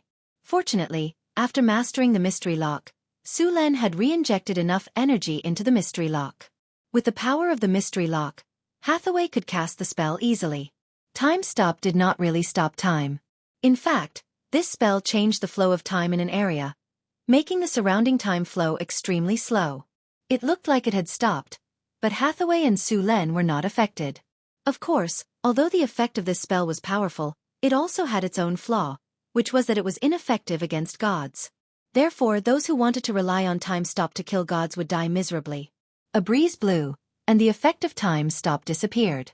A thin blood mark appeared on the body of the Baylor in an instant. The blood mark continued to expand and finally split into 2. The Baylor's eyes flashed with a trace of surprise, and then it lost control of its body. Burning explosion. A dazzling flame suddenly rose from the Baylor's corpse, which had been cut in 2. The next second, a powerful explosion sounded. In the midst of this explosion, a pale gray soul let out an angry roar and was about to teleport back to the abyss. However, before the teleportation could be activated, a dimensional anchor instantly struck the soul, and the teleportation light was instantly interrupted. Immediately after, another light flew by. Soul Binding Spell, a magic gem to pull the Baylor's 2s to the soul to pull 2s to S when the effect of time stop disappeared. In the dimensional gate opened by Hathaway, a fanatical giant fire elemental and fire elemental elder appeared in this underground space. It was not easy to kill an abomination. In the multiverse, although abominations were powerful and hated all living creatures, their strongest point was their almost immortal vitality. Although abominations were not as powerful as gods, for some reason, they were more destructive. In the era of the Arcane Empire, there was a special proposition on how to kill an abomination, god, ancient evil. As soon as this topic appeared, it was studied by many arcanists. After all, the great arcanists who liked to court death had done such things in the past. In theory, the easiest way to kill an abomination was to use the power of the god of death. The power of the god of death represented the end of all living creatures. For others, abominations might be difficult to kill, but the god of death was an exception. Unfortunately, the power of the god of death was not something that anyone could master. If one mastered the divinity of death or had the artifact of the god of death, one could also kill an abomination. However, these 2 things could not be obtained. Without these 2 things, it would be very difficult to kill an abomination. Like gods, abominations had divine shields. Although they were not as powerful as gods, they were still able to withstand several legendary spells at once. Moreover, as long as the divine shields were not broken once, the divine shields would always be repaired. Therefore, after a lot of calculations, the Arcanists came to a conclusion. That was, they had to use saturation attacks in a very short time to let the divine shields reach the critical point and break them. In order to meet this requirement, Hathaway deliberately summoned the elemental army and wanted to use this method to kill the abomination. A world without flames is too sad. Burn, let the flames ignite the whole world. After the fire elemental elder arrived, it was immediately full of dissatisfaction with the surrounding environment. All fire elemental were arsonists. For them, flames were beauty, flames were everything, and they would ignite everything they saw. With the help of the summoning contract, Hathaway directly ordered the fire elemental to attack the abomination with her powerful mental strength. At the same time, Su Len, who had activated the thunder domain, also rushed forward. Because of the seal, the abomination had been sealed there and could not move at all. Moreover, under the seal for thousands of years, its strength had dropped to the bottom. Now was the best time to kill it. Endless flames continued to explode. The fire elemental elders were forcibly suppressed by Hathaway, and could only vent their anger on the abomination. As a legendary creature and an elemental life form, the fire elemental elder had all kinds of fire abilities. In addition, there was a group of giant fire elemental elders that were one level lower than him. The destructive power of these arsonists was very shocking. At the same time, Su Len did not hold back either. The powerful power of thunder and lightning kept flashing, and the storm halberd in Sullen's hand was swung like a windmill, constantly attacking. Ripples kept appearing on the divine shields like water waves. The abomination screamed, and a shock wave instantly rushed toward Su Len. The space around Su Len was shrouded by countless thunder and lightning. Then, a big net that seemed to be made of thunder and lightning appeared, and it shone with a dazzling light. The thunder domain instantly appeared under the impact of the divine powers. The divine powers that were full of evil and destruction completely disappeared under the countless thunder and lightning. Chapter 551.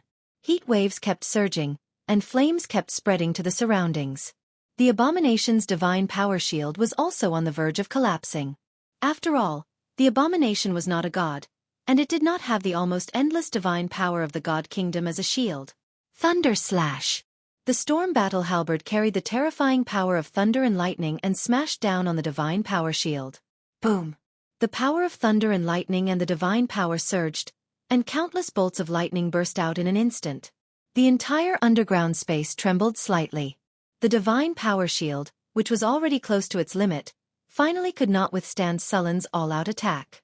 The divine power shield shattered at this moment. Life. Destruction. Kill him. The abomination's chaotic consciousness kept whispering. In the face of Sullen's attack, it did not retreat at all. Its hatred for the living and its chaotic and crazy consciousness made it attack all living things in a frenzy. They longed for destruction, and the purpose of their existence was to destroy everything. The thunder territory kept making crackling sounds. This was Sullen's territory and the abomination's territory fighting fiercely. Waves of pollution kept attacking, and as this power spread, Su Len clearly felt a chill run down his spine. His life force was slowly draining away. At this moment, a status appeared on his system panel. He was being eroded by the pollution territory, and his life force was continuously decreasing. If he did not deal with it, this speed of life force loss could quickly drain an ordinary person. Be careful. Hathaway's voice suddenly sounded. Lightning flashed, and Sullen's figure disappeared in an instant. At the same time where Su Len had been standing, a sharp spike suddenly pierced out from the ground. Looking at the 1-meter-long spike, Su Len was terrified. If he was stabbed by this thing, his butthole would explode. A sharp claw pierced through the void. In the next second, the space behind Su Len cracked open, and the claw scratched at his back. It was as if Su Luen had an eye in the back of his head. The storm halberd didn't even bother to look at it. It instantly blocked the claw, and the power of thunder and lightning erupted, completely purifying the evil power on the claw. The abomination roared in pain. Its tone was sharp, and a strange whisper rang out in Sullen's mind. This voice was filled with hatred, unwillingness, madness, and brutality. It made one feel irritable and wanted to destroy everything. This was a power that abominations were born with. These gods, who were born in death and died before they were born, were a curse to all the living. They hated everything in this world. A deformed human monster was frantically struggling to break free from the sealing chains on its body. Silver rune chains were deeply integrated into its flesh. His crazy eyes stared at Su Len, and then another divine power attack followed. Bang! Dazzling lightning burst out, and the power of lightning around Sullen's body kept colliding and dissipating. He couldn't help but step back. At the same time, a sharp claw scratched at his head. Sullen's body flashed with lightning, and he disappeared instantly. At the same time, the surrounding fire elemental elders led many giant fire elementals to attack the abomination crazily. These fire elemental creatures didn't have vital points, and they couldn't dodge the attacks of the abomination. They attacked directly. Under the attacks of the abomination, the energy shield on the surface of Sullen's and Hathaway's bodies kept shattering. Only half of the summoned fire elementals were left. However, the crazy fire elementals didn't care about this at all. Fire elementals were summoned elemental creatures. After they died, they would be resurrected in the fire elemental plane. Devour divinity! The twisted abomination monster suddenly turned into a gray python and pounced on Su Len, trying to swallow him completely. The divinity on Sullen's body was very attractive to it. Thunder Spear! The blue power of lightning gathered in Sullen's hand, and a spear made completely of lightning appeared. In the next second, lightning flashed, and the entire underground space was lit up. The thunder spear hit the gray python with the sound of wind and thunder. The gray python was nailed to the ground in an instant. Endless power of lightning exploded at this moment, and the evil power that formed the gray python was purified instantly. The gray python disappeared completely in the lightning. The gray evil power turned into threads and was absorbed by the abomination again. Even so, it wasn't easy to bear. Rumble! As the ground trembled, the abominations became more and more berserk. Not being able to kill Su Luen made them feel very berserk, and the abominations became more and more dangerous. Apart from their own power, they could also use their divine power. The berserk abominations instantly revealed sharp claws and continuously attacked Su Luen. It had the power to control space. Space cracks kept opening, and any part of Sullen's body could be attacked by the abomination. This space ability was very disgusting. Although it was trapped and couldn't move, it could attack the surroundings continuously through these spaces. The target was small and fast, and there was almost no warning. If Su Len hadn't awakened the sixth sense talent, which gave him the ability to predict danger in advance, he would have been caught by the abomination. Although there would be some space fluctuations when space spells were used, the time was too short. Hathaway wanted to use space imprisonment, but it was torn apart by the abomination. The abomination could only tear a small space crack each time, but Hathaway's space imprisonment needed to cover a large area. It was a waste of effort to break the surface. The ferocious claws kept attacking, and Sullen's storm battle halberd danced quickly to counterattack. Dog-devouring claw. The sharp claws were mixed with strong evil power. However, the target wasn't Su Len, but Hathaway, who had been hiding behind. Dodge! Sullen's body flashed, and the storm battle halberd was waved quickly. Hathaway didn't panic at all in the face of the abomination's attack. Her body flashed, and she disappeared instantly. At the same time, a frightening elemental wave appeared. Hathaway's body appeared on the other side of the abomination, and a gray magic ball with strong elemental waves flew out instantly. Annihilation magic ball. Boom! Roar! The abomination roared in pain, and the annihilation magic ball melted a part of its body. Drops of black blood splattered on the ground. After the attack worked, Hathaway didn't chase after it. Her body flashed and disappeared instantly. The moment she disappeared, a sharp bone spur pierced out from the ground. Thunder Slash! Su Len waved the storm battle halberd and appeared around the abomination. Then, he slashed at the abomination's body. Slash! The sharp halberd cut a hideous wound on the abomination's body. Chapter 552. The earth trembled. The shock waves from the battle between Su Len and the abomination kept coming. If it weren't for the fact that the area where the abomination was sealed was a special half-plane, the entire wizard tower might have collapsed. Even so, there were still continuous vibrations. On the astrology platform, Alex and Karina were looking at the screen projected by the tower spirit in the hall. It was the scene of the battle between Su Len and the abomination.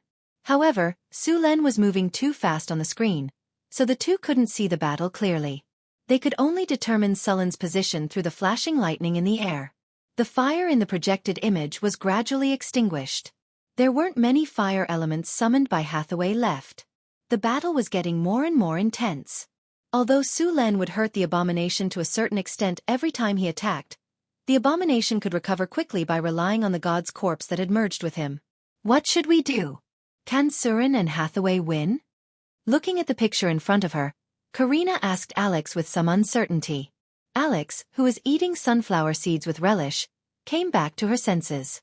She stared at Karina with her eyes wide open and said with uncertainty, Su Len should be able to win. If he wasn't confident, Su Len would have told us to retreat. If they couldn't win, they should run. This was what Su Len told them. If they met an enemy who was stronger than them, they should never fight head-on. There was no shame in running if they couldn't win. It was okay even if they suffered some losses. They just had to get back at the enemy in the future. This level of battle wasn't something that the two of them could interfere with. Therefore, even if they were anxious, they couldn't do anything. If an enemy below the legendary level entered the battlefield, they probably wouldn't even be able to withstand a single attack from the abomination. Rumble! The shockwaves from the battle came, and even the wizard tower shook slightly. The abomination became even crazier. Sullen's attack just now had made it feel intense pain. As an abomination that was born from the corpse of an ancient god and was later trapped in this place for thousands of years, the anger in its heart had made its consciousness extremely chaotic. The abomination released all the resentment that it had accumulated for thousands of years on Su Len. It could be said that it would fight Su Len to the death. Boom! A blast of divine power hit Su Len in an instant. The energy shield around Su Len could no longer withstand it and shattered with a bang. It turned into specks of light and disappeared. A bolt of lightning flashed across Sullen's body, and he disappeared instantly. Great disintegration. A green spell instantly shot towards the abomination, and the body that was hit instantly turned into powder. The abomination howled in pain, and its dark and crazy eyes instantly stared at Hathaway. Then it let out a roar, and a sound wave more powerful than Sullen's war roar burst out. At this moment, Su Len felt his mind go blank, but with his strong constitution, he recovered in an instant. However, the abomination took advantage of this opportunity to attack him again. In just a moment, the abomination's sharp claws had already appeared in front of him. Rip! There was no time to dodge, and Sullen's arm was instantly cut open. The intense pain made Su Len counterattack instantly. The storm halberd tore through the air, and with infinite lightning, it instantly slashed the abomination's arm. The sharp halberd cut through the abomination's skin and along its muscles. The power of lightning also burst out at this moment. Under Sullen's great strength, the abomination's arm was directly cut off from the forearm. At the same time, Hathaway, who was further away, felt as if her heart had been hit hard. Her whole body stiffened, and her body entered a state of shock at this moment. At the same time, a spatial crack suddenly appeared above her head, and the abomination's sharp claws suddenly attacked. The sudden attack made it impossible for Su Len to help. Hathaway was about to be hit. As a sorcerer, Hathaway's physical fitness was far inferior to Sullen's. If she was hit, she would be seriously injured even if she did not die. However, as a sorcerer and a legendary sorcerer, Hathaway had many ways to save her life. Almost at the moment when the abomination attacked, rays of magic light appeared on her body. Greater chain accident activated. Spell sequence activated. Spell activated. Activate greater teleportation. Activate greater energy barrier. Activate greater deflection field. Activate annihilation ball. Activate spell order, shock. As a sorcerer, Hathaway was very clear about her own weaknesses. Therefore, she set the condition for triggering the accident spell to be controlled. No matter if it was stun, shock, or immobilize, the greater chain accident spell would be triggered automatically. The abomination's attack was indeed unexpected. Hathaway was shocked by the enemy at that moment and lost control of her body. This situation was just in line with the accident spell that Hathaway had set.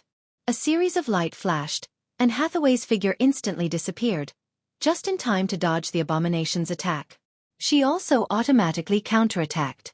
The annihilation ball instantly hit the abomination's claws. The claws seemed to be soaked in sulfuric acid and quickly melted like a burning candle. The abominations had many strange and powerful abilities. They had divinity and many attacks. Even Sullen's physical fitness could not be completely immune to them, let alone Hathaway. Fortunately, Hathaway had practiced this situation in the battle simulation. The spell sequence on her sorcerer's robe was prepared for this situation. When Hathaway reappeared, the abomination immediately captured her position. This was not difficult. After all, the space here was not too big. The abomination's power could cover the entire area. Then, the abomination launched another attack at Hathaway. Sharp bone spurs instantly pierced out of the ground. Crack! With a soft sound, the energy barrier around Hathaway's body broke in an instant. However, Hessie had already regained consciousness and regained control of her body. The staff in her hand flashed slightly, and then the space around Hathaway instantly became distorted. Chaotic space. The abomination's bone spurs, which attacked by tearing the space apart, brushed past Hathaway and did not cause any damage to her. Sword of Annihilation. A light flashed, and a strange long sword instantly appeared in Hathaway's hand. In the next second, the long sword was swung, and the abomination's bone spurs were directly cut in half. Sullen's reaction was very fast. Just as Hathaway was casting the spell, a thunder spear appeared in his hand. Lightning flashed and instantly hit the abomination's body. The powerful thunder power exploded, and the abomination's body trembled at this moment. It's finally paralyzed. After seeing the effect, Su Luan cussed inwardly. All this time, his lightning power had been invincible in battle. His super-high paralysis effect had been effective time and time again. However, this time, when facing an abomination, his lightning power's paralysis effect was reduced to the bottom. Chapter 553. The power of thunder and lightning was one of the most powerful forces that Su Luan had mastered. It had always been destructive and had a very high chance of paralysis. Even the enemies of the legendary rank would be restrained in all aspects when facing it. It ignored most of the test of fortitude and paralyzed the enemy. Basically, all creatures of the legendary rank and above had varying degrees of resistance, especially warrior classes. Their resistance to control effects was even higher. Giant dragons' strong bodies allowed them to be immune to 80% of the control effects. As for ancient evils, their immunity was even higher. These monsters had a high chance of being paralyzed by Sullen's power of thunder. However, when facing the abomination, the paralysis effect of Sullen's power of thunder was reduced to the lowest. A strange power weakened the effect of Sullen's power of thunder. This way, the ceiling effect of Sullen's power of thunder was not ideal. Of course, if the power of thunder's paralysis effect was not good, the other control effects would be even weaker. Hathaway's order, shock, was directly immune to it. At this point in the battle, Su Len had a headache. The abomination's recovery ability was too strong. It was connected to the god's corpse and could continuously draw power from the god's corpse to recover. In addition to its own recovery ability, it was too difficult to kill it. If only Chris was here. As a legendary succubus, with her damage output, this abomination would not be able to withstand it. Su Len thought to himself. Suddenly, a beam of light descended from the sky. Immediately after, a tall figure emerged from the beam of light. The figure's silvery white body exuded a chilling aura. Its tall figure exuded an oppressive aura, and its sharp twin blades gave off a chilling sensation. To Su Luan's surprise, the guardian magic statue appeared on the battlefield. Activating battlefield communication. Mental link established. Guardian golem activated. Transferring battle command authority. Enigma suppression ability activated. Tower Master, battle preparations are ready. Please give the battle order. The cold mechanical voice of the Tower Genie sounded in Su Len and Hathaway's hearts. At the same time, Alex and Karina's voices sounded in their hearts. Su Len, do your best. We've already blessed the Guardian Golem with spells, so we can start the battle immediately. Yes, we must kill that monster. Don't worry, we'll definitely destroy it this time. Su Len said proudly when he saw the Guardian Golem in front of him. The Guardian Golem had fought with Su Len for a long time. Even if it was slightly weaker than Su Len, it still had the combat power of a high-level legendary mage. With the addition of the Guardian Golem, its combat power had completely met the requirements. Activating Elemental Fission Shield. Chi Raising Chop activated. Weakness Detection activated. Silver Sacred Sword, Legendary, Charging. Armor Break Effect activated. Sharpness Effect activated. Greater Haste activated. Along with the Tower Genie's cold voice, the Guardian Golem instantly went all out. Summon the Undead Army. Gusts of chilly wind suddenly blew, and the surrounding fog quickly gathered. Hazy shadows appeared one after another. These vengeful spirits that had been awakened by the abomination emitted a strong aura of death. As soon as they appeared, they pounced on Su Len. Summon evil creatures. A portal appeared, and in the next second, various twisted and ugly monsters appeared. A black mass of monsters surged out from the dimensional portal. Twisted shadows, mutated monsters, petrified lizards, spiked lions, and so on. After sensing danger, the abomination immediately summoned an army of monsters. These monsters in front of him instantly crowded the surrounding space. There were so many of them that they could even fight a medium-sized war. After seeing this situation, Su Len did not care at all. To be honest, although the number of monsters and undead summoned by the abomination this time was large, their quality was too poor. One must know that he used to be invincible on the battlefield. The army of monsters in front of him was completely insignificant. The Guardian Golem's tall figure rushed up directly, and its 2 Demon Slayer blades were invincible. None of the monsters were a match for it. Wherever it passed, it was like cutting chives. Su Len took out an exquisite flag, and the enormous power of thunder and lightning in his body exploded instantly. Infinite power of thunder and lightning gathered in this space, and in the next second, countless thunderbolts exploded instantly. Lightning Storm. A strong power of thunder and lightning rose from Su Len's body. The storm and lightning enveloped the entire space, and countless thunderbolts slithered around like thunder snakes. The originally crazy monsters seemed to be shocked by the scene in front of them. At this time, Su Len looked like the legendary thunder god. Countless thunderbolts appeared under his control, and in the next second, thousands of thunderbolts exploded instantly. The entire world was filled with the sound of thunder and lightning, and for a time, screams could be heard one after another. After activating the Thunder Domain and borrowing the power of the Wind Dragon Flag, Su Len once again performed the Lightning Storm. Although the power of the Lightning Storm was somewhat weakened because it was in an underground environment and could not borrow the weather, the area of the Lightning Storm was not very large. As a result, the range of the Lightning Storm was smaller, and the thunderbolts were more concentrated. The Lightning Storm enveloped the entire space, and all the monsters had nowhere to hide. Even the abominations could only take this attack head-on. Thunderbolts raged in the underground world, and the summoned undead army had no place to hide under such a saturated attack. The power of thunder and lightning was more harmful to the undead creatures. In just a breath's time, a large number of undead creatures were directly purified by the thunder and lightning. After the lightning storm lasted for more than 10 seconds, all the summoned monsters were wiped out. The ground was filled with corpses that had been electrocuted into talking corpses. Even the abomination had many wounds on its body, but with its powerful recovery ability, these wounds were quickly healed. The power of thunder and lightning dissipated, and a tall figure quickly rushed over. With a flash of cold light, the sharp claws that had just grown out of the abomination were cut off again. The Guardian Golem, which had been strengthened by the weakness attack, kept attacking the abomination. Facing this kind of golem puppet that could not be controlled, had thick skin, and was immune to all kinds of negative statuses, the abomination did not have a good way to deal with it. Su Len put away the Wind Dragon Flag. He had consumed a lot of energy just now, but in the Thunder Domain, his recovery speed was very fast.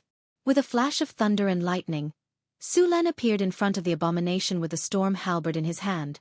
The human and the golem were like butterflies flying through flowers, constantly attacking the abomination rapidly. Many wounds appeared, and the abomination roared angrily and attacked crazily, but its counterattack was getting weaker and weaker. Chapter 554. Su Len and the Guardian Magic Statue attacked quickly.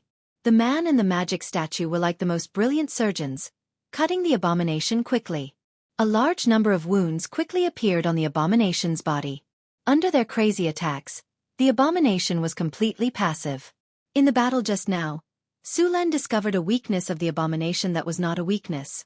When Su Len and the rest's attacks exceeded the abomination's recovery speed, the abomination would stop attacking and enter a defensive state, increasing its recovery speed. At this time, the abomination would not take the initiative to attack. Although it could not kill the abomination, it could delay its movements. After discovering this rule, Su Len had already thought of a way to deal with it. The storm halberd was waved quickly, and the magic slaying blade swept across. The abomination's body was now full of holes. Great disintegration spell. A green light flew out from Hathaway's magic staff and hit the abomination's body instantly. The area dissipated like sand. The abomination's recovery ability was suppressed, and its aura became weaker and weaker. Its recovery speed also became slower. After seeing this, Hathaway immediately waved her magic staff and started to cast a spell. Soul Banishment. Rays of silver-white light appeared, and countless runes quickly gathered and merged. Finally, they turned into silver-white chains that pierced the abomination's body instantly. These chains pierced through the abomination's body. Then, as it roared crazily, Hathaway began to slowly drag the abomination's soul out of its body. However, as an abomination, even if Su Len and the guardian magic statue worked together to severely injure it to the brink of death, it was still very difficult to drag its soul out. As Hathaway's magic power continued to deplete, soul shadows were drawn out one by one, wailing. However, these were not the real souls of the abomination. These wailing souls were just pitiful people who had been devoured by the abomination. They were used as consumables by the abomination to resist Hathaway's soul banishment. Damn it! Why are there so many souls? Didn't you say that he was sealed in here? Many souls flew out of the abomination's body, but his soul still didn't appear. Su Len couldn't help but curse. Throwing out a large number of magical gemstones, Su Len casually cast a soul-trapping spell to guide these souls into the gemstones. Seeing that Hathaway and the abomination were in a tug-of-war, Su Len instantly released countless lightning bolts. These lightning bolts quickly gathered in mid-air, and in the blink of an eye, 9 purple chains that were shining with lightning appeared. Thunder Prison. 9 purple lightning chains instantly pierced through the abomination's body. Together with Hathaway, they tried to drag the abomination's soul out. Astral Projection. A golden light suddenly rose from Hathaway's body. In the next second, a translucent figure that looked exactly like Hathaway walked out of her body. The silver soul had a hazy shadow. This was the form of her soul. Countless inscriptions were engraved on her soul. This was the power that Hathaway had added to herself. After activating the astral projection, Hathaway's power increased greatly. The silver chains dragged even harder. Soon, under the combined efforts of Su Len and Hathaway, a dark, twisted, ferocious, and indescribable soul was dragged out of the abomination's body. This wasn't a complete soul in human form. Instead, it was a terrifying soul that was pieced together by countless soul fragments. It looked terrifying and ferocious. The evil energy in the surroundings quickly became denser. An extremely crazy and hateful consciousness began to attack Sullen's mind. He struggled, roared, and tried to escape frantically. He resisted the pulling power of the silver chains and the purple lightning chains. However, it was obvious that the abomination had already lost in this tug-of-war. The abomination struggled frantically, but his soul was still being dragged out bit by bit. What a terrifying monster! Su Len could feel the abomination's desire to destroy everything in front of him. He couldn't help but be shocked. Su Len pulled the lightning chains and bound the abomination's soul tightly. Then, endless lightning burst out from his body. It's time to end this! Su Len shouted. He raised the storm halberd in his right hand and slashed at the abomination's soul. As a dazzling lightning flashed, the abomination's soul was cut in half. The abomination's soul was cut in half, but it still didn't die. However, its struggle became much weaker. Su Len and Hathaway easily dragged the 2 parts of the abomination's soul over. Although the soul had been pulled out, the abomination still didn't die. It was very difficult to kill a monster of this level. Even if the physical body was killed, as long as the soul escaped, it would be resurrected soon. Su Len wouldn't make such a mistake. Soul Suppressor. Hathaway chanted an ancient spell. Her huge soul was like a giant. The silver rune chain emitted a dazzling light and pulled half of the abomination's soul into a high-quality magical gemstone bit by bit. Su Len also took out a high-quality magical gemstone and sealed the other half of the soul. As if sensing danger, the abomination's soul struggled and roared madly, trying to break free. However, at this moment, the abomination was too weak to change the situation. In the end, the soul was split into two and was completely sealed in the gemstone as it screamed. The lightning chains shrunk instantly and appeared on the surface of the gemstone like strange patterns. The moment the abomination's soul was sealed in the gemstone, the originally pure gemstone became pitch black. At the same time, it emitted an evil and blasphemous spiritual light. The entire gemstone looked very evil. It had been turned into an evil gemstone by the abomination's soul. If this gemstone fell into the hands of an ordinary person, they would be affected by the abomination's soul and fall into darkness. In the end, they would become the carrier of the abomination's resurrection. Su Len heaved a sigh of relief. He flipped his palm and put the gemstone into his storage space. Although this gemstone was very dangerous, it was also very precious. It contained a lot of divinity. Hathaway's huge figure waved her hand gently, and a spiritual light rose. Demon sealing formation. Runes danced and instantly sealed the gemstone that was emitting evil spiritual energy. Apart from looking a little black, this gemstone looked like an ordinary gemstone. Then, her soul turned into a spiritual light and returned to her body. As the soul was sealed, the abomination's body collapsed. Its power was quickly drained. After a few breaths, the abomination's body deteriorated rapidly. In the end, it became like a dried-up rotten wood. Chapter 555. The lightning dissipated, and the entire space became clear. Although Su Len did not carefully check how much divinity there was in the abomination's soul, it was definitely more than the divinity crystals he had obtained before. However, it would take a long time to extract the divinity and use it. This was also the method he used to kill the abomination. Su Len did not have the power of death, so he could only rely on this method slowly. After the battle ended, Su Len let out a long sigh of relief. There were more spoils of war on the battlefield, and the most important one was the corpse of the ancient god. Although an abomination was born from this corpse, the corpse still had extraordinary benefits. The abomination did not inherit all the divinity in the corpse, so there was still a lot of divinity left in the corpse. In addition to the divinity, there were also a large number of mid-level and low-level soul crystals obtained from killing many undead, which could provide raw materials for the golem factory. The corpse of the ancient god was huge. It was dozens of meters long, lying on the ground. One could imagine how tall it had been when it was alive. Even the tallest cloud giant in the material world was only close to its knees in front of it. This was a male god, and the corpse was somewhat broken. There was a hideous wound on the head and the heart of the corpse. It was obvious that this was the fatal wound that killed this god. It would be very troublesome to transport such a huge corpse out directly. Moreover, this kind of corpse was full of divinity. Once the news leaked, it would definitely be a disaster. By then, not to mention the legendary masters in the material world, even the gods would not be able to help but send their avatars to fight for it. By then, it was likely to cause a disaster like the time of troubles. After Su Len checked that there was no problem with the corpse, he added another layer of seal. After the abomination's soul was sealed, the corpse was directly separated from the corpse. After a final inspection and cleaning, Su Len and Hathaway were relieved. After sealing the space again, Su Len and Hathaway returned to the wizard tower with the guardian golem. Alex, Karina, I'll leave the rest to you. Hathaway and I need to rest first. If there's nothing important, don't disturb me. After saying that, Su Len directly found a room on the astrology platform and walked in.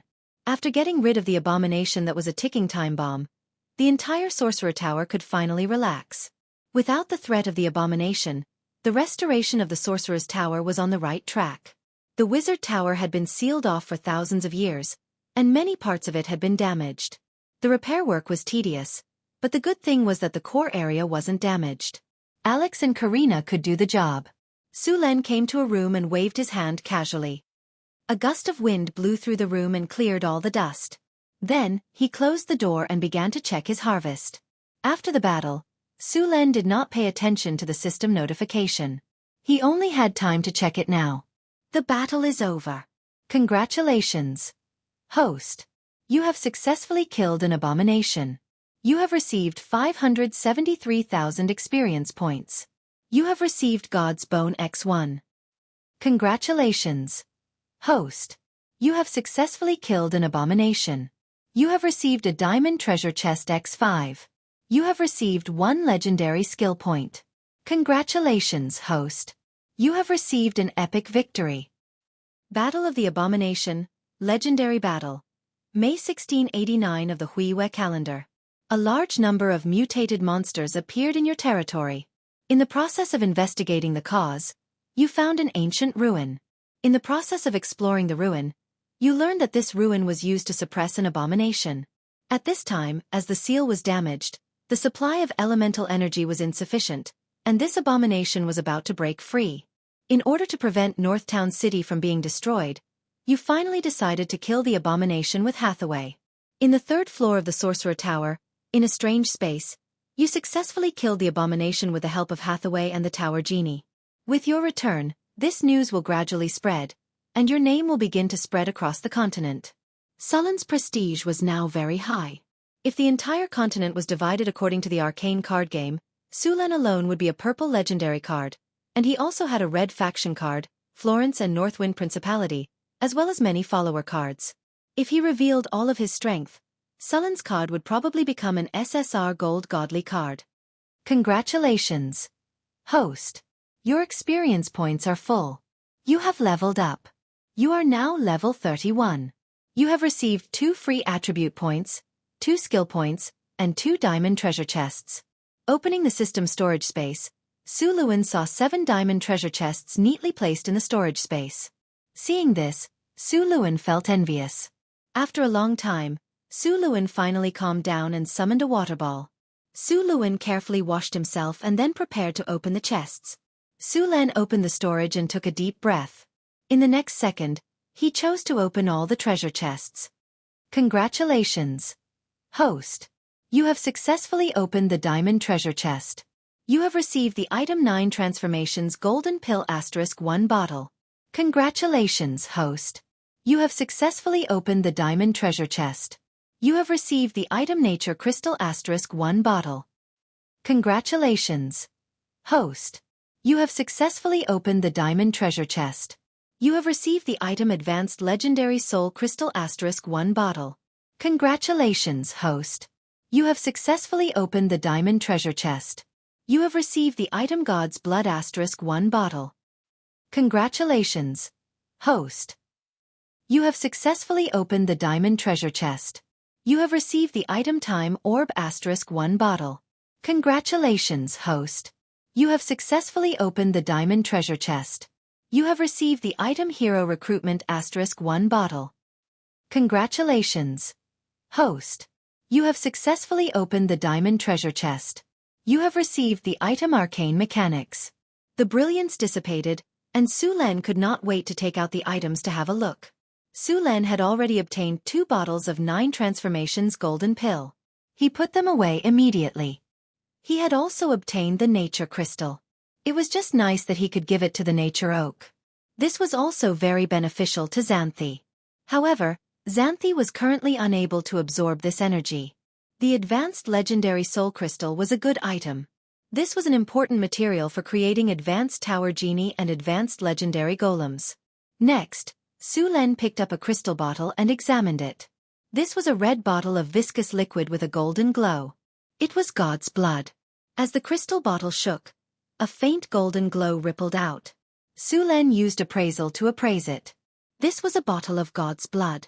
It could be used to create magic potions or create divine artifacts. It was very precious. Su Len immediately put the crystal bottle away. The time orb was a light blue pearl. It was about the size of a lychee. Its surface was as smooth as jade. After appraisal, it was actually a treasure that contained a trace of the law of time.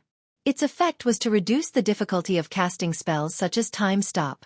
Unfortunately, Hathaway only knew Time Stop. She could not cast spells such as Time Reversal or Time Banishment. Chapter 556.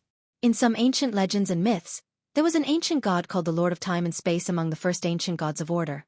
However, he had never left any information, so arcanists had always doubted whether this ancient god really existed. In the multiverse, there were very few of his believers, but it was certain that those time dragons were the believers of this Lord of Time and Space. Wizards learned their space-time spells from the time dragons. Time dragons could be said to be masters of controlling time. They were born with the ability to control time. For example, they could cast spells like Time Stop at will.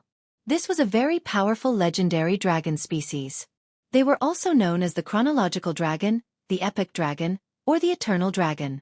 They rarely communicated with ordinary creatures. Time dragons like to travel in time and explore the past or the future.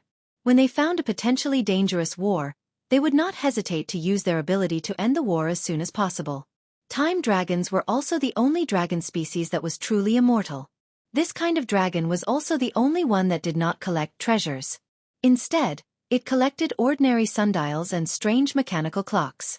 According to data, there were only a dozen or so time dragons in the multiverse. It was said that many time dragons had left the Crystal Wall System universe. In the same Crystal Wall System universe, they would usually form groups of 4 to 10 for the purpose of reproduction. Once all the female dragons were pregnant, the group party would end, and then it was very likely that they would never see each other again. Some lucky arcanists were lucky enough to communicate with time dragons and then learn time spells from them. This was how the famous legendary spell Time Stop came to be.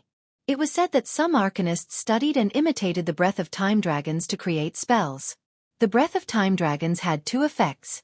One was to steal time. They could spit out the breath of time that wizards were immune to. It would directly steal time from the opponent, causing an irreversible and permanent aging effect.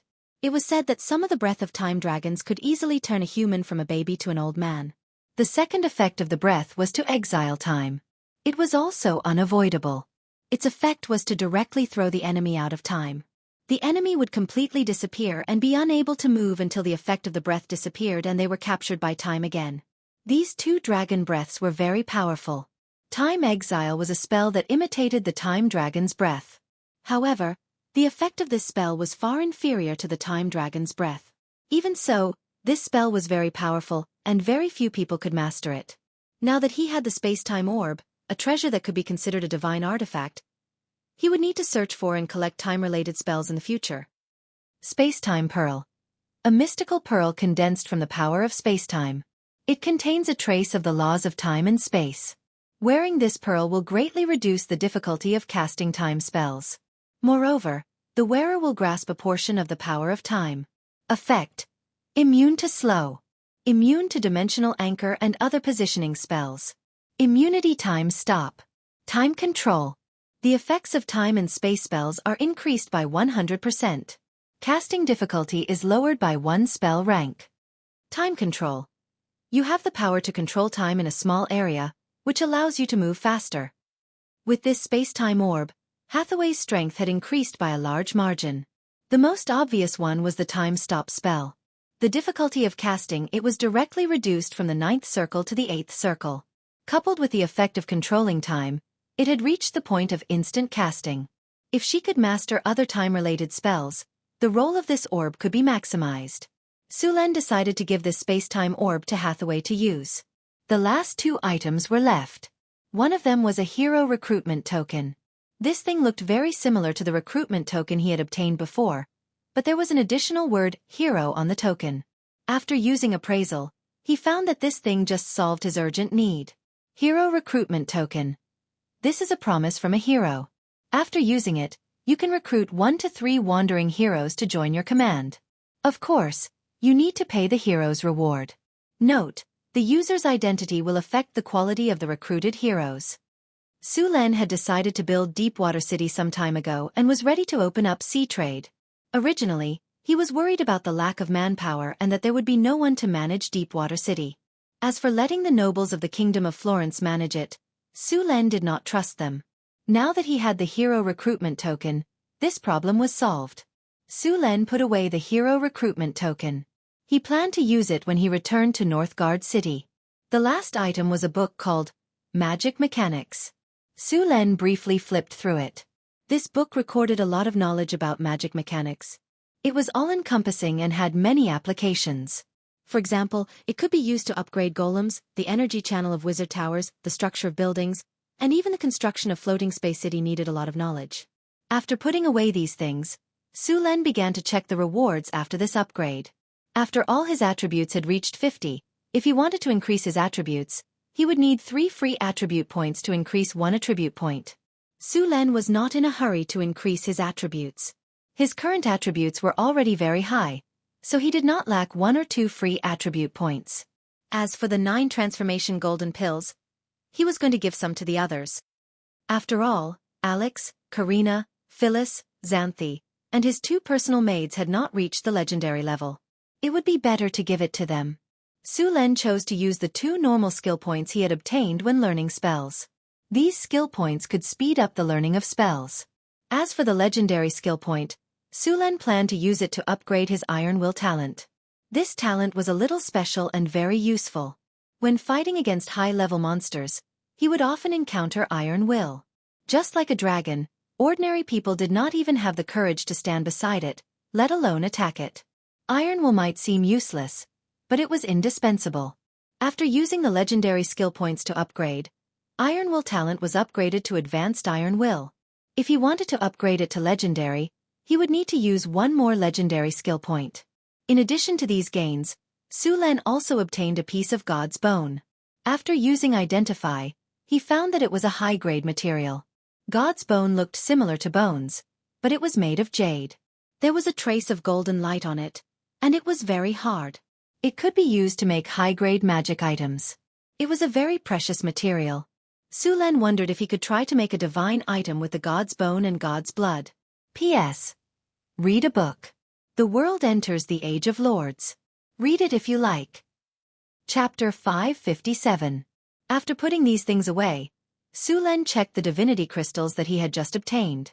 There were 2 divinity crystals this time. The one in Sullen's hand had about 8 points of divinity. The one in Hathaway's hand should be about the same as the one in his hand. It added up to 16 points of divinity. This abomination had more divinity than many demigods. This was because the great arcanist had sealed it so that it was not completely born. There was still a part of the divinity in the god's body that had not been absorbed by it. If this abomination broke the seal and absorbed all the divinity, its divinity would probably reach the level of a weak god. Of course, with more divinity, the abomination's strength would also increase. By then, it would be Sullen's turn to be unlucky. Su Lin did not mind having more divinity. Although he did not intend to walk the path of a god, it was still good to use divinity to increase his strength. In fact, if Su Lin was willing to become a god, he could establish a church and preach. Of course, at this time, he could only be called a false god. The minimum requirement to become a god was to have 30 points of divinity, which was the level of a weak god. At the same time, he needed to master the power of rules and condense it into a divine personality. Su Lin was still a little short of this. He could condense the divine personality of the Thunder God. As for the clergy, there were many choices. If Su Lin chose to become a god, it could be done in about 10 or 20 years. However, he would be trapped in this universe of the crystal wall system and could not go to other crystal wall systems. Although gods were powerful, there were many restrictions. As a god, he had to fulfill the obligations of his clergy. At the same time, he could not leave the god's kingdom at will. If it was only for 180 years, he could consider it. The key was that as long as he was a god, he had to fulfill this job. This was also the reason why the ancient gods who were tired of it gave their clergy to their descendants or other successors. After becoming a god, Su Lin still needed to choose a side. With his current strength, a god with weak divine power could only be regarded as a small role among the gods. He could be regarded as a god under other gods. In the Pantheon Temple, his seat was also the last few. In order to become a big shot or a main god in a god system, one had to be at least mid-level divine power. As for those large god systems, such as the main gods of the Elven god system, they must be at the level of great divine power. The most powerful gods in the Pantheon Temple were great divine powers. The ancient god of death, Jurgal, and Mother Gaia were at this level, but they had already retired. After becoming a god, he would gain allies and enemies at the same time. At that time, he would have to face other hostile gods. Moreover, compared to other gods, the god of Thunder's priesthood did not have an advantage. It would not be easy for him to develop and grow. He also needed to be careful of those hostile gods. Perhaps one day, he would be tricked by them. Su Lin did not want to live such a life, so instead of becoming a god, it was better to become an astral wanderer. Collecting divinity would not only make him stronger, but it would also give him the essence of immortality. After resting in the room for a day, Su Lin recovered to his best state. Then he left the seclusion room. At that time, Hathaway was still in seclusion. She had gained a lot this time and needed some time to organize it. After coming to the astrology platform and eliminating the abomination, the ancient ruins had become sullen spoils of war. It could be said that it was the biggest gain besides the divinity. A well-preserved floating space tower that could fly and a secret realm. "Welcome back, Tower Master," the voice of the Tower Genie sounded. "Where are Alex and Karina?" Sulen looked around. There was no one on the astrology platform, and he did not know where the two of them had gone. "Ms. Alex and Ms. Karina are repairing the elemental pool," the Tower Genie said. As it spoke, it directly displayed a projection image. In the image, Alex and Karina were in the basement of the Wizard Tower. "It seems that they are not slacking off." Sulen nodded. "By the way, Tower Genie, did the former Tower Master leave any treasures or other magic props in this tower?" Sulen suddenly thought of something and asked. "I'm sorry, Tower Master. The previous Tower Master was arrested for violating the rules of the Supreme Arcane Parliament and conducting dangerous research. When the previous Tower Master was arrested, all his wealth and magic tools were taken away by the Supreme Arcane Parliament, so there is nothing left here," the Tower Genie said coldly. Sulen shook his head in disappointment. "Sure enough, I was greedy. A floating space tower is worth at least hundreds of millions of kinner. What else can I ask for?" Soon, Sulen sorted out his thoughts and continued to ask the Tower Genie about the Wizard Tower and the secret realm. "Tower Genie, how many golems are there in the Wizard Tower now?" "There is a golem legion in the Wizard Tower, including 2 diamond golems, 2 advanced magic construct golems, 500 steel golems, 1,000 rock golems." "So many, I'm rich." After hearing the Tower Genie's words, Sulen's eyes turned into the shape of Kinnar City. A whole golem legion. How many Kinnar City would it take to produce this many golems? But before he could get excited, the Tower Genie's next words made Sulen's mood slowly sink. However, because of the lack of energy and maintenance, now the Golem Legion has been sealed. Many of the golems have aged and damaged, and some of them have lost the value of repair. Moreover, many of the golems that can fight were destroyed in the Tower Master's attack not long ago. Now about 10% of the golems in the Wizard Tower are intact. "I knew it." Suddenly falling from heaven, Sulen's face was a little gloomy. 2 advanced magic construct golems have been damaged, but the diamond golems are intact. "The advanced magic construct golems are damaged? How?" Sulen asked in surprise. "The Tower Master destroyed them himself." The Tower Genie's cold voice echoed in the astrology platform, and at the same time, a video was projected. It was the scene of Sulen attacking the Wizard Tower. 2 advanced golems that were obviously different from the steel golems were destroyed by Sulen and Hathaway. Okay. Seeing this scene, Sulen was a little embarrassed. Because the 2 advanced golems lacked energy and maintenance, one of them was directly destroyed by Hathaway's disintegrate spell. The item destroyed by the disintegrate spell would lose its magical effect, and coupled with the lack of maintenance, this golem had lost the value of repair. The other one was slightly better. It was destroyed by Sulen's lightning spear, and could be repaired. The 2 diamond golems were preserved because the Tower Genie had insufficient energy to activate the guardian golems, but they still needed to be repaired. After all, after such a long time without maintenance, many of the internal parts had aged. Chapter 558. Although the legendary golems were powerful, they also needed to be maintained on time. The Wizard Tower had reached such a state that even the internal energy supply of the Wizard Tower could not be guaranteed. Naturally, the legendary golems could only be abandoned. Although some protective measures were taken when they were sealed, it had been too long after all.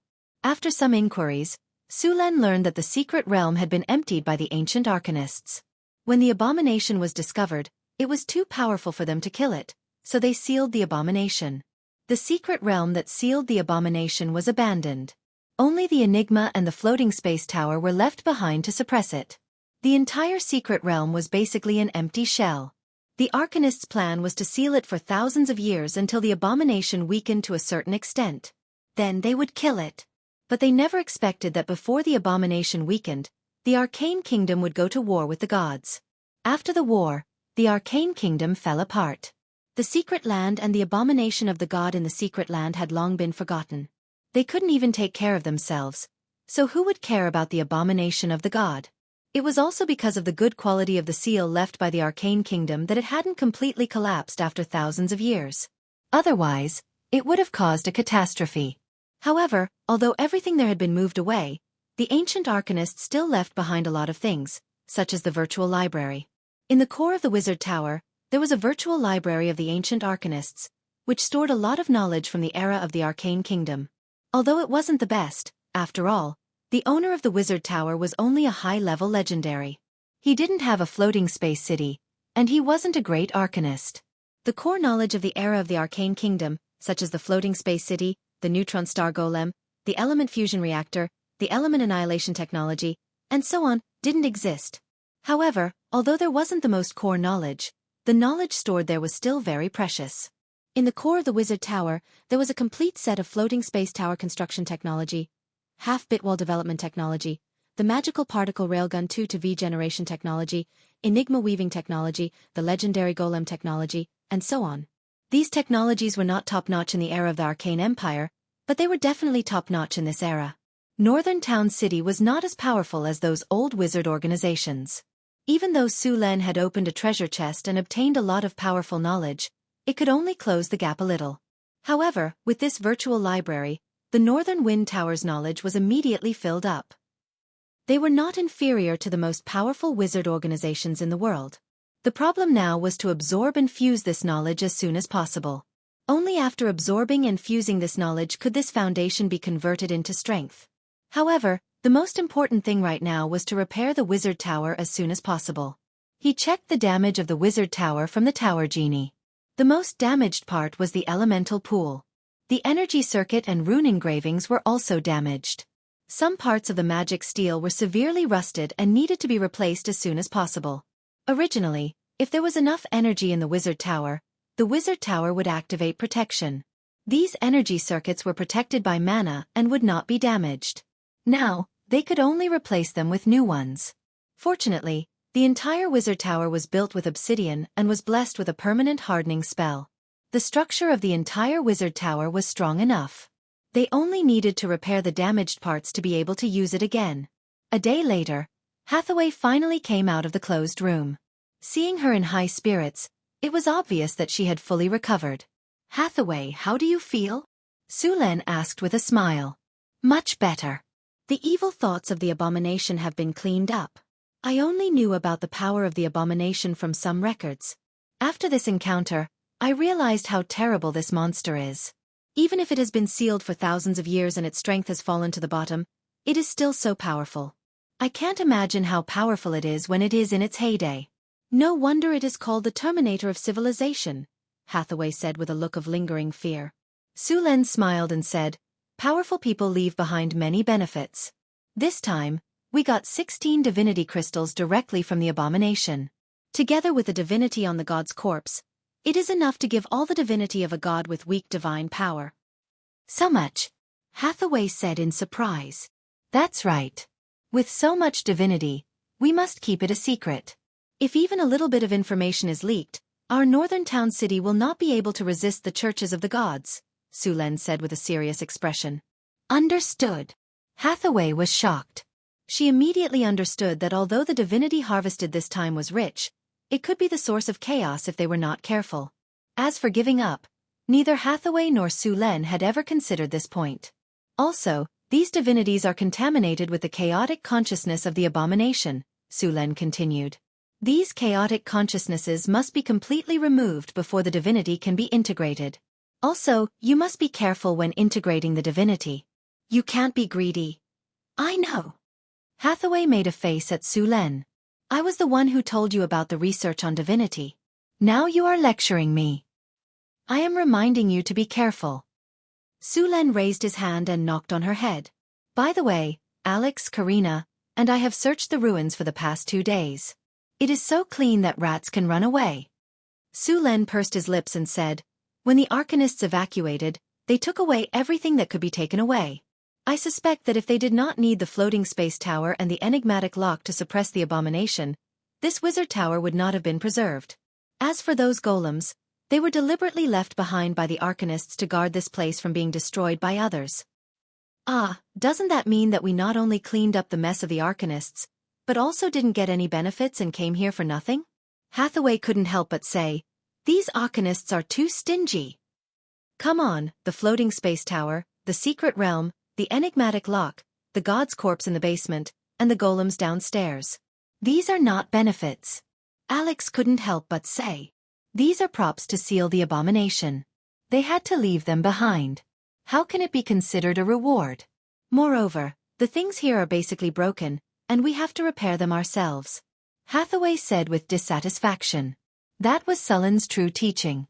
If the Arcanists were still alive, Sulen would definitely ask them for benefits. It's not that there are no benefits.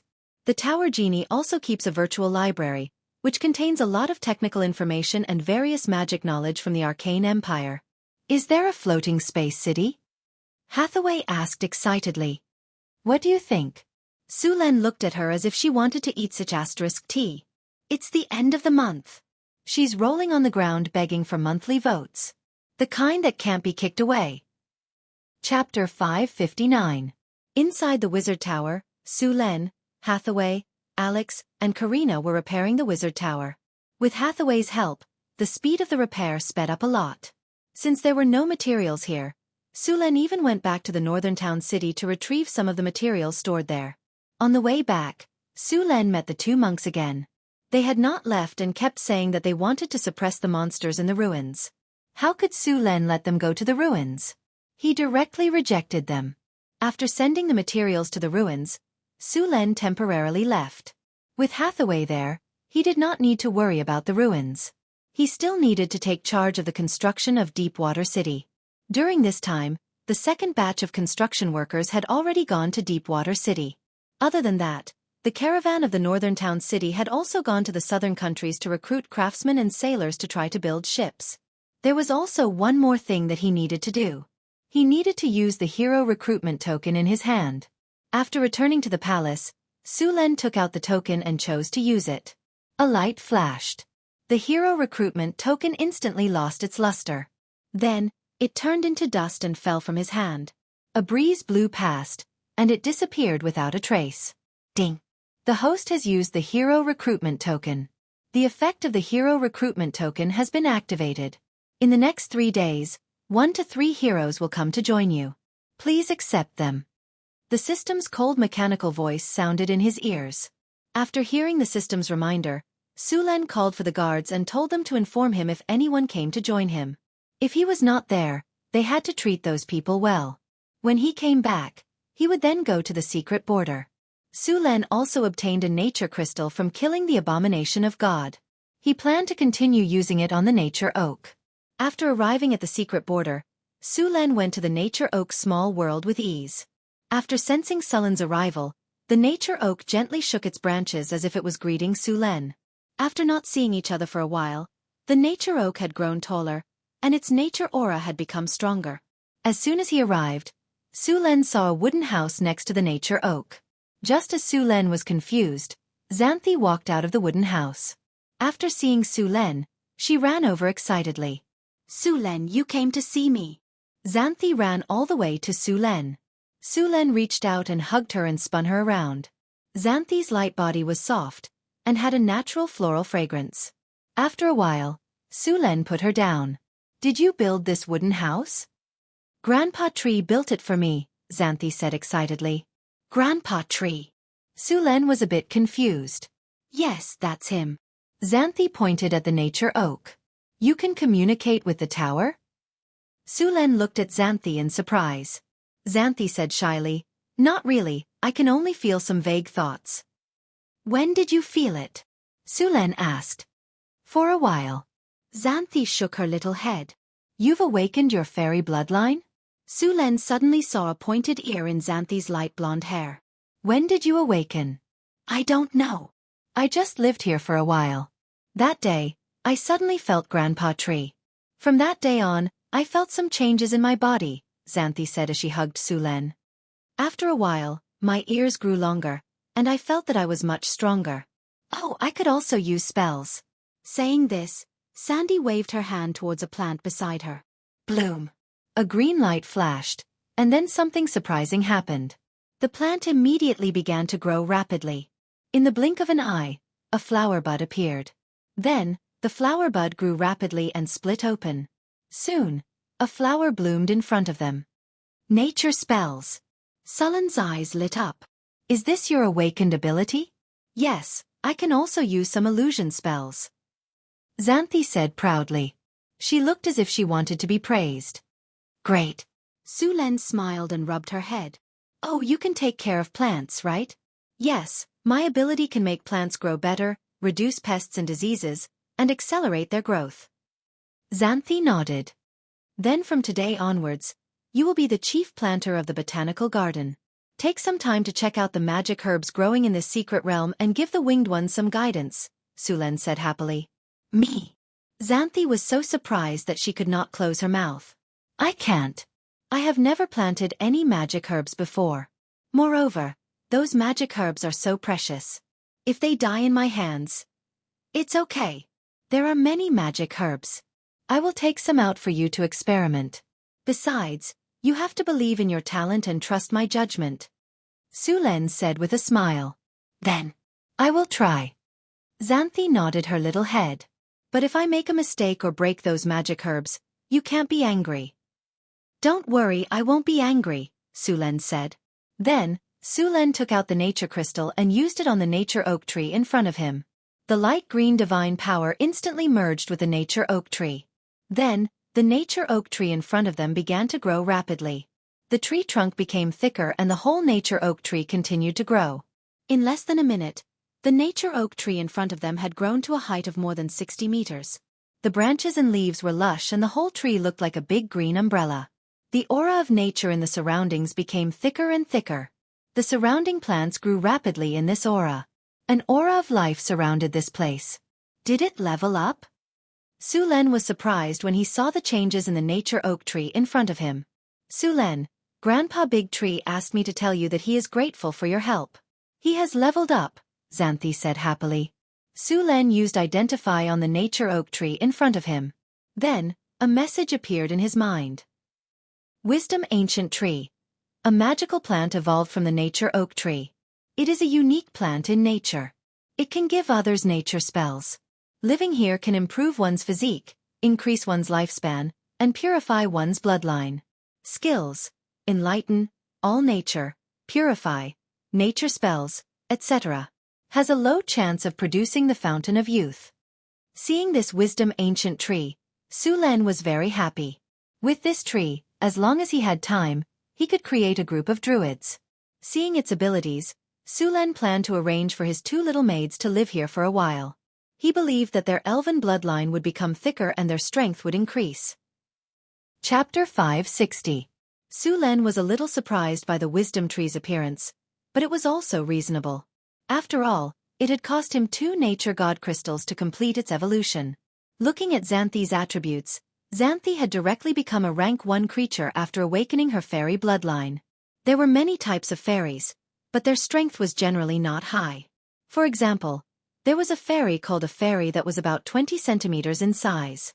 Their strength was generally at rank 1, and they were illusionary. Their attack power was very weak, and only the fairy queen was at rank 3. These fairies were not very strong, but because of their beautiful appearance and the fact that they could bring luck to people, they brought disaster to themselves. Back then, a large number of wizards had tried to capture these fairies. As a result, the remaining little fairies had to hide in places where no one would go. Although these fairies were not very strong, they were very good at hiding. In the forest, even if someone was 2 ranks higher than them, they would not be able to find them. Xanthi had awakened a kind of natural fairy bloodline. The strength of this fairy bloodline was at the 2nd rank. Only a few fairy queens could reach the 4th rank. The potential of this fairy bloodline was limited, but it could turn Xanthi from a weak woman without the strength to a 1st-rank warlock. This was already very good. The fairy bloodline's potential was limited, but Sulen had divinity. If there was no other way, he could let Xanthi absorb some divinity. Divinity was the most mystical power in the multiverse. It had the effect of turning something rotten into something magical. Breaking through the limits of a species was only one of its effects. The fairy bloodline was about the middle of the bloodline among the warlocks. It could not be compared to the dragon bloodline. However, this bloodline also had its benefits. For example, it had a very long lifespan. Fairies' lifespan was not less than elves, and fairies would not age. They were also very beautiful. So many female warlocks chose the fairy bloodline and became wizards. Su Len left Xanthi a 9 transformation golden pill and a set of books for her to learn from a wizard apprentice to an official wizard. He let her live and learn at the wisdom tree. This time, Su Len gave all the 9 turns golden pills he got to his women. A bottle of 5 pills was not enough. In the end, Hathaway and Chris were legends, so he didn't give them to them. Everyone else got 1 pill each. Su Len gave the time orb to Hathaway to use, and Su Len gave her a little divinity, but this required her to completely integrate the power of the Baylor. Su Len planned to keep the advanced soul crystal to build the advanced legendary golem. As for the god's blood and god's bones, Su Len and Hathaway had discussed and decided to upgrade the storm halberd. God's blood and god's bones could be used to create divine weapons, but even the lowest grade divine weapons were not easy to create. There were very few divine weapons in the multiverse.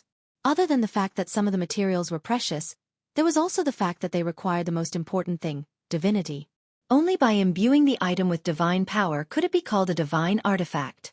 Otherwise, it could only be considered a magical item. One had to know that divinity was directly related to the power of the gods. Very few gods would do this. Of course, there were also some powerful magical items that were called divine weapons. These magical items were far more powerful than other magical items, such as the Lich Ring. It was said that this item was a magical item made by a lich who had lived for an unknown period of time. Although it was not a divine weapon, the power it contained was no less than a divine weapon. For spellcasters, it was even more powerful than a divine weapon. Another point was that although divine weapons were very powerful, they also had restrictions. Generally speaking, divine weapons that belonged to a god had to be used by the god's faction. In order to upgrade the storm halberd to a divine weapon, Su Len had to imbue it with divinity. As for directly using the divinity of the abomination, the chaotic and evil divinity in it would make the weapon something that could only be used by the chaotic and evil faction.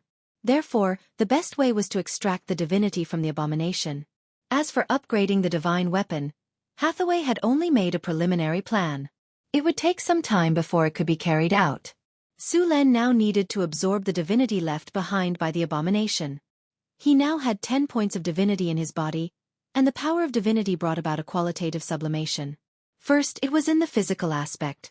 His body had become stronger and had some characteristics of a divine creature. The second was the sublimation of his soul. His soul had become stronger and had a trace of immortal power.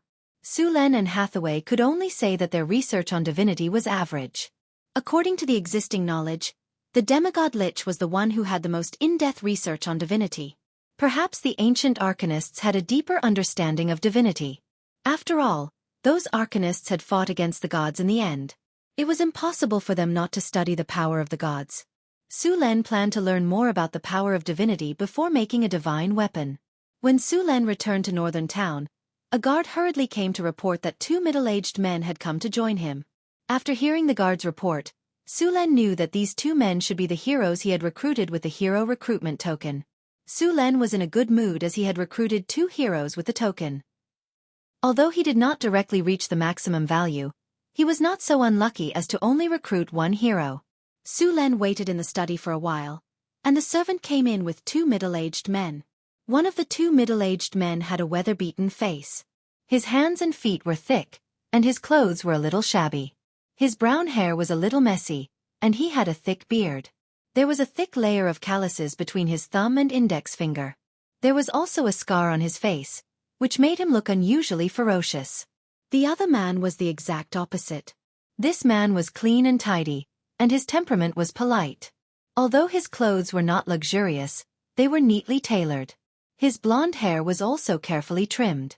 He looked like a noble. "Hello, Your Majesty. I am Barbassa. I am willing to fight for you." "Hello, Your Majesty. I, Holland, am willing to serve you." The 2 men saluted after seeing Su Len. Su Len asked them to sit down, and at the same time, he asked the servant to bring some wine and drinks. At the same time, he checked their attributes. Unexpectedly, these 2 heroes were actually Tier 4 powerhouses. It should be known that powerhouses of this level would receive preferential treatment in any organization or country on the continent. The conditions Su Len gave were much worse than the conditions of other kings. One had to admit that the system recruitment token was powerful.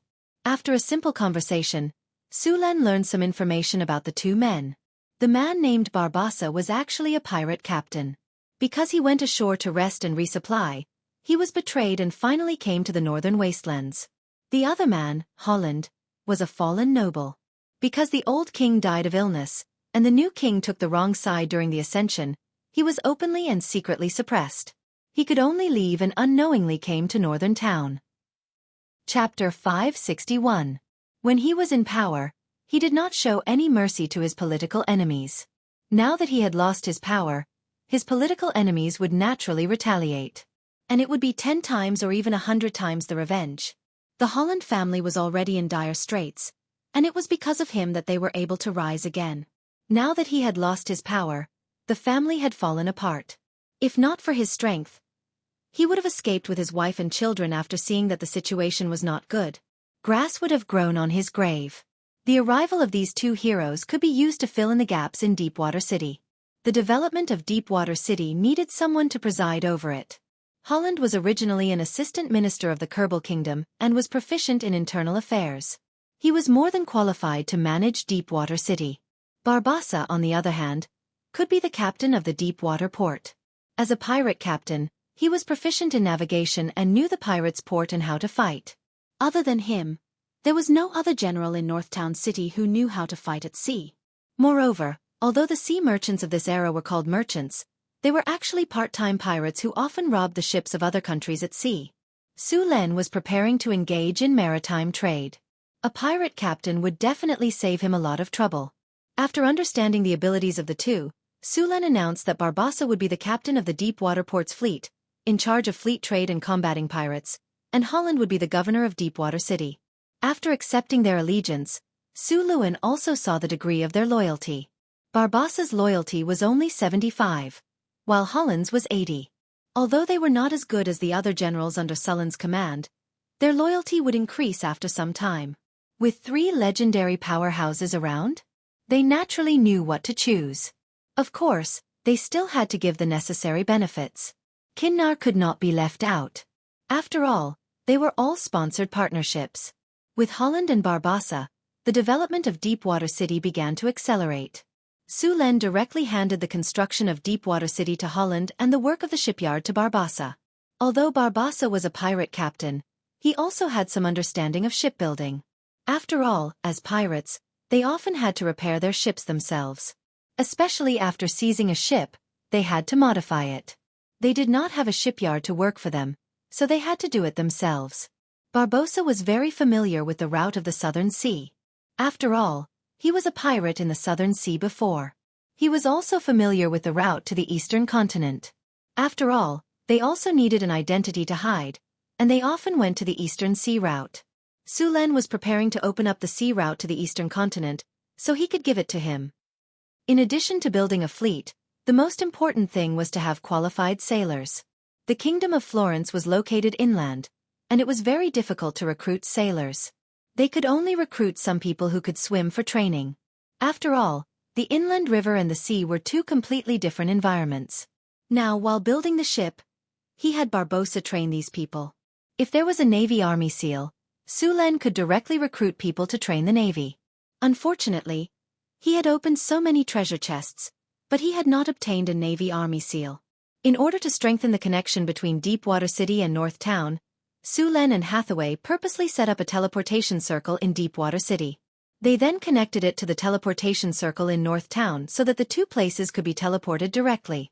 The planning of Deepwater City was very different from that of North Town. As a commercial port, it must be convenient for transportation. After a period of construction, some houses had been built in Deepwater City. Some of these houses were for workers to live in, and some were for warehouses to store materials. Because the city was close to the sea, the climate was humid, and it often rained here, so the city's drainage facilities must be strict. At the same time, the city's terrain must be the highest in the surrounding area. Su Len did not want the whole city to be flooded when the tide rose. In addition to these, because the city was designated as a commercial city, the houses inside were different from other cities. All the houses in Deepwater City had 2 or more floors. Usually, the first floor would be a shop, and the second floor would be a residence. The drainage around the residence also had to be planned, and the roads were all according to the standards of North Town. There were 5 roads in the city, one of which was directly connected to the port. The width of the road had also increased from 4 meters to 10 meters. Once the commercial road was successfully opened, Deepwater City would definitely become a trade hub. If they still planned according to the 4-meter road, it would be very congested. In order to prevent congestion, Sulen planned to use 2 roads, one out and one in. They would go out from the east gate of the city and enter from the north gate. This way they could reduce congestion as much as possible. Deepwater City's harbor also needed to be built larger. Because Deepwater City was located on the southeast coast of the northern wilderness, the climate here was still somewhat cold. Although it wouldn't freeze in winter, there were often strong winds and waves, which led to the need to build a ring of breakwaters outside the harbor. In addition to the waterproof, Deepwater City also needed to build a lighthouse. As a port city, a lighthouse was indispensable. In this era, navigation technology was limited, so a lighthouse was very important as a building to guide the direction of ships at night. Now, there were almost 10,000 slaves working in Deepwater City. A large part of them were captured by Boulder's army. According to Sullen's plan, at least 50,000 people were needed to build Deepwater City in 1 to 2 years. With so many people, North Town could not transfer them, so they could only grab people from the wilderness near the sea. Originally, the surrounding wilderness also needed to be cleaned up. Sulen did not want to let these monsters affect the safety of the city. Carts of bricks were unloaded from the ships, which were transported from North Town. After several cleaning of the Red Sand River, there were no longer any water monsters blocking the way. Ships transported all kinds of materials. Deepwater City did not have a brick factory, so they could only transport from North Town. Fortunately, water transportation was very convenient. After carefully inspecting the construction of the city, Holland immediately went into work and began to methodically instruct the slaves to build. In order to make these slaves work hard, Sulen also prepared a lot of food. Although it was only potatoes and fish, it was very good for the slaves. Among these slaves, there were many kobold and gnoll supervisors. North Town already had a mature plan to enslave these monsters. After Barbossa arrived, he directly took a group of newly recruited sailors to the shipyard. During this period of intense construction, a small sailboat had been built. Barbossa planned to use it to train the sailors first. However, for safety reasons, Sulen also gave them some underwater breathing potions. Chapter 562. The construction of Deepwater City proceeded in an orderly manner under Holland's command. Boulder led the army to clear out the various monsters around the city. Barbossa was leading a large group of newbies to practice swimming. Swimming in the sea and swimming in the river were 2 completely different experiences. The waves in the sea were strong, and those who had not been trained could be hit by a wave and never get back up again. Hurry up, you bunch of weaklings. Weren't you all proud before? How come you've all become soft-footed after a big wave? Barbossa held a bottle of rum in one hand and a rope in the other as he pointed at the sailors on the ship and scolded them. Although the ship was swaying, Barbossa was walking as if it was flat ground and did not sway at all. Get up, don't pretend to be dead. Hurry up and control the sail. If you don't want to go to the bottom of the sea to feed the fishes, then get up and control the ship immediately. The wind and waves rolled, and the entire sea was like a pot of boiling water. A small boat was rolling in the sea, and a 4-meter-tall wave hit it. The entire ship was immediately lifted up and plunged into the water. Just as the ship was about to sink to the bottom of the sea, it was lifted up by the sea in the next second. The ship rocked back and forth in the sea, but it remained standing.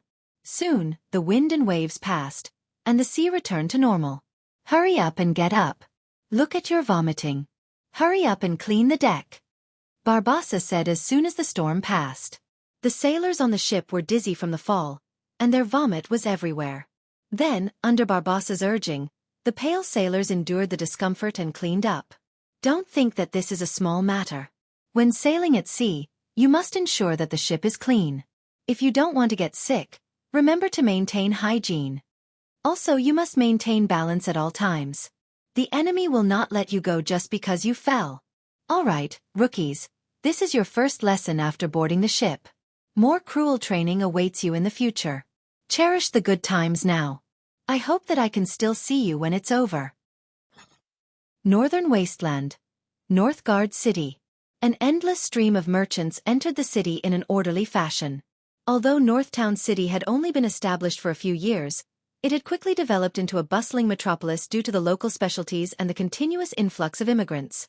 The Pearl of the Northern region was very famous in the human kingdoms. Almost every merchant knew about this new trading city. Merchants with stout faces could be seen bargaining everywhere. Occasionally, they would even say thank you to Lady Joaquin, and then use their silver tongue to get the other party to lower the price. Northern Battlefront City had become an important trade center in the north.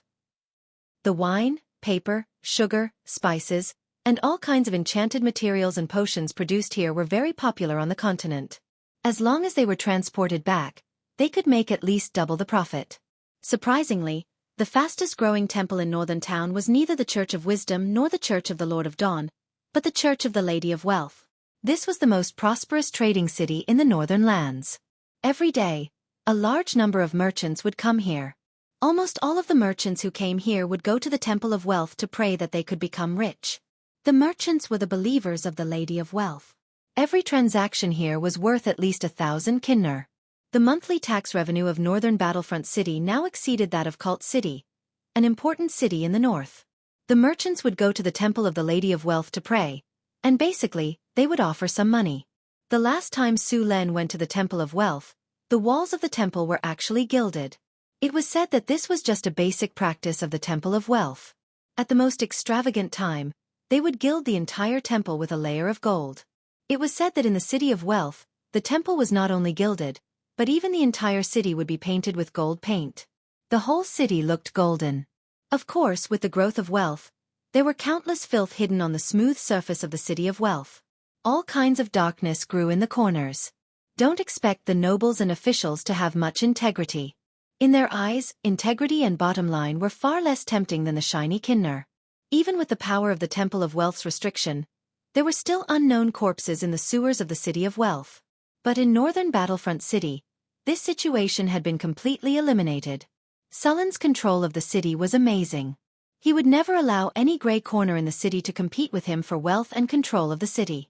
A large number of soldiers patrolled the city every day. Anyone who violated the laws of Northern Battlefront City would be arrested. Prancing Horse Tavern. This was one of the best taverns in Northern Battlefront City. The owner of the tavern was very smart. He came here when Northern Battlefront City was developing, but he did not get a license to trade in white sugar. However, the merchant was not disappointed. Instead, he found another way to open a tavern here. He used his connections to buy a lot of beautiful female slaves from other cities to provide services for the merchants who came and went. The first time he ate crabs made him a lot of money. His Prancing Horse Tavern also became a place where many merchants lived. At this moment, a large group of drunkards, tourists, mercenaries, and adventurers were chatting and laughing loudly. On a small stage in the middle of the tavern, a few female slaves who were dressed very sparingly were posing. This was a reserved program in the tavern. The owner of the tavern was very good at doing business. Everyone liked free performances. As long as these people were aroused, they would spend money to enjoy it even if you didn't say anything. Next to them, a bard was looking at the stage with a depressed face. These LSP only cared about watching the performance. Who would order his songs? He was too careless. He originally thought that the Prancing Horse Tavern was popular and wanted to make a lot of money. In the end, no one asked him to sing. A dwarf with a loud voice was drinking a local specialty of vodka. He looked drunk, but he was still shouting that he wanted to arm wrestle with another dwarf. A halfling stood at a table not far away.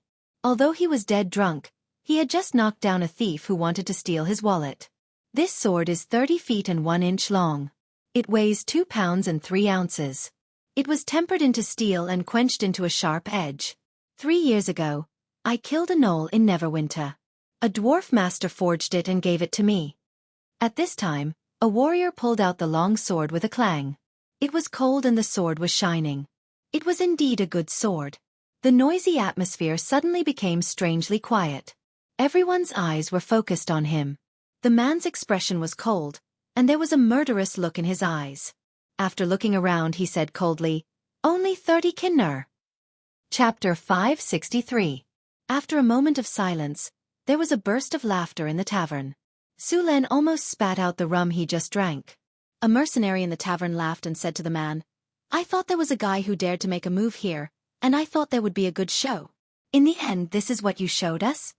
The others around him echoed. For a moment, the whole tavern was noisier than before. However, the adventurer looked indifferent and didn't care about it at all. He looked back and forth in the tavern, but no one was willing to buy it. "You don't know what's good for you." The adventurer sighed secretly. He casually pulled the long sword and sheathed it. Then, he sat back on the chair and looked at the dancers on the stage in the center of the tavern. Without a show to watch, the people in the tavern quickly forgot about this matter and began to drink again. Perhaps this matter would become a topic of conversation after drinking. Su Len came back from Deepwater City. The next morning, he went to the city hall to check that everything was normal. Then, he went to check that there were no problems with the workshops. In the afternoon, he deliberately came to the most popular tavern in the city to feel the atmosphere. Just as he was thinking about whether he should let Karina have a hot dance after returning to the palace at night, he saw this scene in front of him. He had to admit that this performance was really good. But to be honest, although he was a little far away, Su Len could still see that the long sword in the adventurer's hand was made of good materials and was well forged. It was indeed the work of a dwarf master. 30 kinnar was very generous. If it was in the blacksmith shop in the city, it would cost at least 70 or 80 kinnar. Su Len thought that this guy was quite interesting. After thinking for a while, Su Len asked someone to call him over. Soon, there were a few more people at Sulen's table. In addition to Su Len and the adventurer, the two dancers who were dancing on the stage just now were accompanying them. After that, this guy didn't hold back. He hugged a dancer and put his hands all over her body. He even wolfed down the food and drinks on the table, completely like a reincarnated hungry ghost. Su Len quietly watched him eat and flirt. When he was almost done, he asked, "That weapon isn't yours, is it?" "Yes. Of course it's mine." At this time, this adventurer did not have the image of an indifferent expert. His eyes were slightly narrowed, and he hugged the dancer next to him, his face like a pig. Hee, why would an adventurer sell his weapon? Su Len sneered. "This is my weapon. If I want to sell it, I'll sell it. What can you do about it?" Su Len glanced at him and said, "I don't care, but where did you get this weapon?" "Telepathy." A light flashed in Sulen's eyes, and in the next second, the adventurer told him everything he knew. It was very simple. This adventurer was just picking up scraps. He accidentally found two adventurers fighting. In the end, one of them died, and the other was seriously injured. The one who was seriously injured was not very lucky. He died from his injuries, so in the end, all those things fell into his hands. It was just that this guy didn't turn the windfall into his assets. Instead, he indulged in debauchery every day. In less than a month, he had spent most of the money. Therefore, he wanted to sell this weapon as well. Tonight, when he saw the performance of the dancers in the tavern, his brain was filled with lust, and he did what he did just now. Did the two people leave anything else?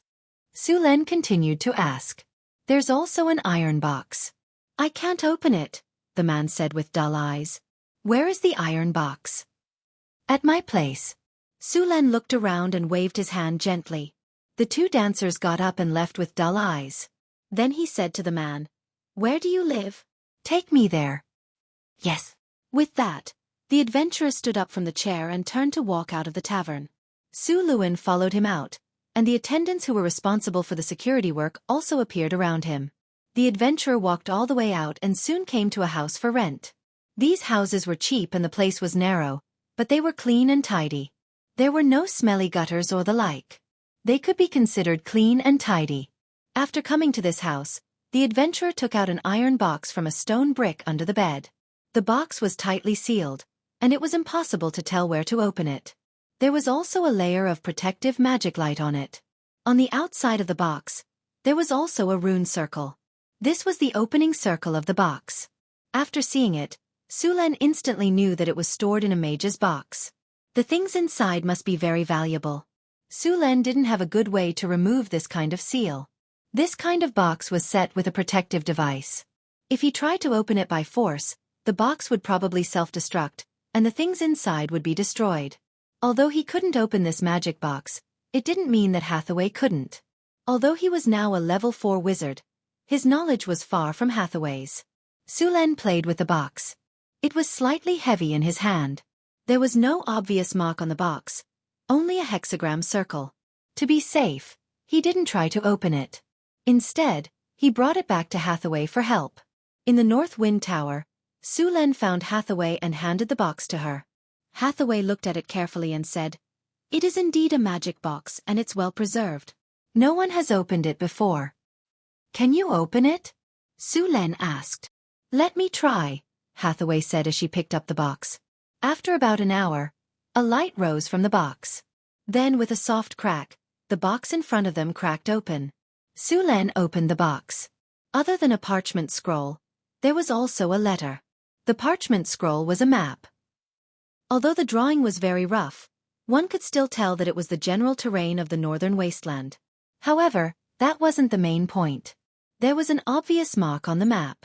There was a red on the map, and the word ruin was written next to it. It was obvious that this was a map of a ruin. That unlucky guy must have found a ruin by accident and wanted to sell it for a good price. Unfortunately, he met his enemy on the way back. Although he killed his enemy with his superb swordsmanship and strength, he was also badly injured. The medicine he brought with him was used up in the previous exploration. Without medicine, he was seriously injured. In the end, he followed in his enemy's footsteps. Then, the guy hiding in the corner took advantage of him. Chapter 564. There were many ruins left behind by the ancient arcanists in the northern wasteland. Most of them had been destroyed, leaving only broken walls behind. However, there were many ruins that still contained many precious items. Therefore, many adventurers who discovered a new ruin would sell it to other organizations if they were unable to explore it. Normally, the wizard organizations would be very interested in these ruins. They could sell them for a good price. Su Len checked the map. The ruins marked on it were a little far from the northern town. It was close to the ice field. Frost giants and white dragons lived there. The climate was cold, and it was covered in ice and snow. It was the worst place to live on the entire continent. If Su Len wanted to explore the ruins there, he had to be prepared for the possibility of encountering frost giants and white dragons. The northern town city was still exploring the ruins they had just acquired, so they could not spare too many people. He planned to send some people to investigate first before making his next move. The northern town city had 2 secret realms. They were a few hundred kilometers apart. Su Len planned to build a teleportation circle between them. In fact, compared to secret realms, Su Len was more interested in demiplanes. Secret realms were hidden using spatial techniques. They could not be separated from the main material world, and they could not be moved. Every secret realm was built based on the energy of the ley lines around it. There was a lot of ley line energy in the ground. The ley line energy was like the veins in the ground. Some places had more ley line energy, while others had less. There were also some meridians that crisscrossed and crisscrossed, forming earth vein energy nodes. Secret realms were built using these earth vein energy nodes. Of course, natural ley line energy nodes had a lot of mixed energy. They needed to be sorted out and guided from other ley line energy to complete the energy node. Only then could a secret realm be built.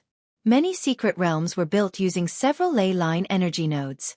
As for demiplanes, they were private spaces that only legendary wizards could create.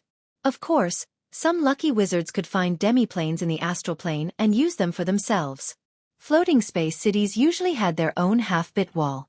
The various products of this half-bit wall were used to supply the floating space city. This allowed a floating space city to easily drift in the astral boundary for thousands of years without relying on external materials. Although adepts had the ability to create half-planes, very few of them would do so. They thought that the half-planes they created would be empty. Let alone resources, they wouldn't even have air, water, land, or gravity. They would have to collect and fill them up bit by bit. Under normal circumstances, such half-planes were used by legendary wizards as storage spaces. They relied on powerful magic to strengthen the space barrier as a storage warehouse. Since there was nothing here, there was no need to worry about things deteriorating or being damaged. In fact, legendary wizards already had some of the power of gods to some extent. Just like creating a half-plane, if a wizard wanted to, they could create a world. Of course, it would take a long time. Modifying a semi-plane was a very complicated project. Unless it was done by the manpower of a large adept organization, it would take a legendary adept thousands of years to complete the task. If Su Len wanted to build a floating space city, the half-plane creation technology and transformation would also need to be put on the agenda. If he was lucky enough to find a half-plane in the astral plane, it would be great.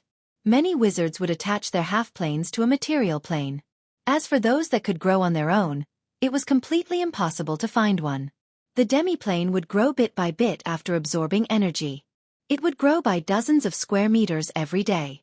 It might seem hard to notice, but after a year, 10 years or 100 years of accumulation, it would become a rather large space. If it continued to grow, the demi-plane would also have the chance to become a prime material plane. Northern Town City didn't have a half-plane now, but Hathaway had the spell to create one. If they couldn't find a suitable half-plane in the astral plane, they would have to create one themselves and then transform it. By then they would be able to separate the two secret realms from the main material plane and fill them in. Your Majesty, the batch of magic wood you ordered is here. In the study, a guard said respectfully. How much is here? Su Len put down the book and asked. The first batch is 150 square meters. All of them are magic red pine wood. They are all top-quality wood. The guard said respectfully. Then let's go take a look. Su Len stood up and stretched. He then let the guard behind him put on his coat and walked out of the door. Soon, the group arrived at the warehouse where the goods were stored. There were two groups of soldiers standing guard outside the warehouse. There was another group of soldiers patrolling inside the warehouse.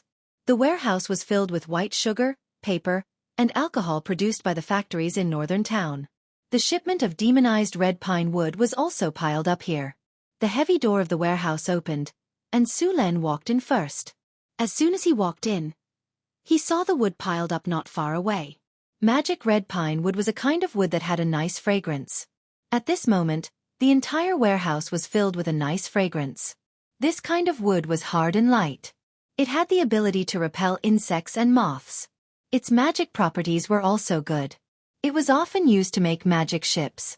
Since Su Len was ready to open up a channel, he naturally had to build a magic ship.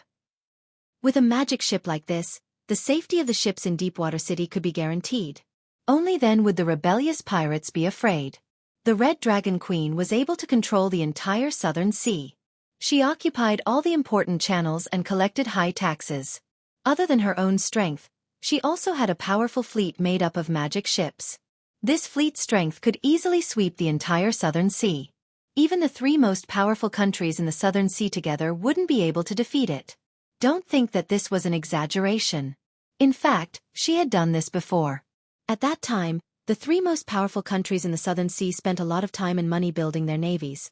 They also hired wizards to make magic ships. In the end, they formed a joint fleet with full confidence and prepared to destroy the Red Dragon Queen's fleet.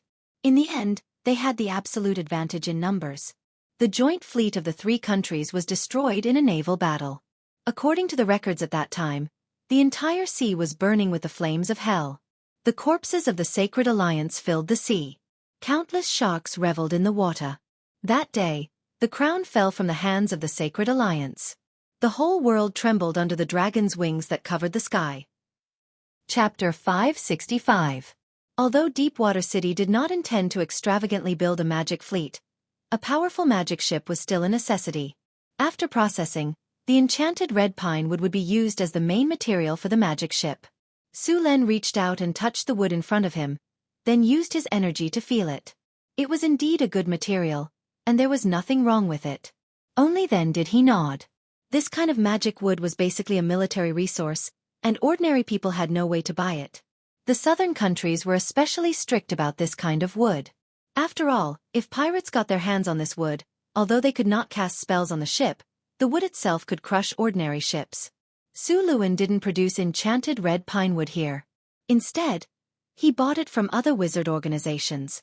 Many wizard organizations would plant enchanted red pine wood in large quantities in the secret realm. Some could be used to make magic wands, and some could be sold in exchange for other resources. The most powerful magic ship in the Southern Sea was called the Red Dragon Queen. This ship was made of dragon blood wood. The body of a giant dragon would constantly release a kind of radiation energy to the surroundings. This radiation energy would change the surrounding environment and promote the development of creatures in the direction of dragonization. This kind of dragon blood wood was a kind of wood that grew near the nest of a giant dragon. The quality of the dragon blood wood was determined by the giant dragon that lived around it. The stronger the giant dragon was, the better the quality of the dragon blood wood. The dragon blood wood used by the Red Dragon Queen was grown around the nest of the Red Dragon Queen. This kind of wood was much better than the enchanted red pine wood Su Len used. In addition to the dragon blood wood, the Red Dragon Queen was also embedded with a large number of dragon scales. These dragon scales were shed by the Red Dragon Queen. Although they were not as strong as the ones on her body, their defense was still very high. The crew of this ship were all descendants of the Red Dragon Queen. It was this ship that defeated the alliance fleet of the three countries in one fell swoop. Then, other ships would surround the alliance fleet and completely send it to the bottom of the sea. In this era, not everyone could own a magic ship. Other than the various countries, only the major wizard organizations and some big nobles could afford to build one. Every few years, the major sorcerer organizations would recruit apprentices from all over the world. These ships were not to be touched unless you wanted to start a war with the sorcerer organization. Those great nobles would spend a lot of money to build a magic ship. The size of the ship was still very small, and it was usually used as the flagship of a caravan to protect the fleet. The magic ship that Su Len was going to build was not going to be stingy. It was built by legendary wizard Hathaway and Su Len. It was definitely going to be a very powerful ship. Due to the lack of sailors, they did not intend to use too many people on this ship. It would be a powerful magic ship. The sailboat and the ballista cannons could be controlled by magic. If it was not for the lack of technical skills, he would even try to install the magic particle railgun on the ship. With one shot, no matter if it was the Red Dragon Queen, the Dawn Goddess, or the Queen Anne, they would all be destroyed. After checking that the wood was up to standard, Su Len directly sent them to the secret mirror. He planned to build a magic ship here. Hathaway, Alex, and Su Len came here. In addition to the wood in front of them, Su Len also prepared magic steel and other metals. These magic steel were used to make the keel of the magic ship. Su Len took out a blueprint. The magic ship was built according to this blueprint. Everyone divided up the work. Su Len was responsible for the keel, Alex was responsible for the sails and masts, Hathaway and Chris were responsible for the hull, and Karina was responsible for the special parts of the ship. After the division of labor was decided, everyone began to work. Su Len waved his hand, and a big hand completely made of lightning energy appeared out of thin air. Then, the big hand picked up the magic steel ingots piled on the ground. Powerful electric currents flashed with dazzling light. The originally hard magic steel ingots were quickly softened by the electric arcs and melted into a pile of liquid metal. Then, the molten liquid metal quickly changed into various shapes under Sullen's control. The magic ship was 56 meters long and 32 meters wide. The keel was 50 meters long and 26 meters wide. Su Len planned to make the keel of such a ship in one go. Powerful lightning energy surged out of his body. Pieces of magic steel ingots were melted and then merged according to the blueprint. Soon, a large mass of magic steel liquid floated in the air. After confirming that there was enough magic steel, Su Len began to control the liquid metal to quickly form it. Soon, a keel gradually took shape. After the keel was formed, the dazzling lightning energy slowly disappeared, and the magic steel liquid metal began to cool down. Magic steel was a metal with excellent magical conductivity. It was far more durable than ordinary steel. It was also much lighter than ordinary steel. At the same time, it was not too expensive to make. It was a good choice to make the keel of a ship. Of course, the keel was only half finished. After the cooling down, Su Len still needed to enchant it to increase its durability, reduce its weight, increase its resistance to corrosion, and increase its magic defense. At the same time, he also needed to create an energy channel. While Su Len was making the keel, the others were not idle. Hathaway took out her magic staff. With a flash of light, neatly arranged magic red pine wood floated in the air. Then, the wood was arranged in a picturesque disorder in the air. Wind blades appeared one after another. Then, these wind blades waved and cut the wood. The hard magic wood was quickly cut into neat materials. After the wood was cut, the planks began to be pieced together. Although there was a lot of wood, under Hathaway's control, the wood was quickly cut into standard parts. After Su Len finished the keel, the wood was quickly pieced together. The flying planks flew to the designated location, and a huge wooden sailboat was quickly completed from scratch. The masts that Alex had prepared earlier were also installed under her control.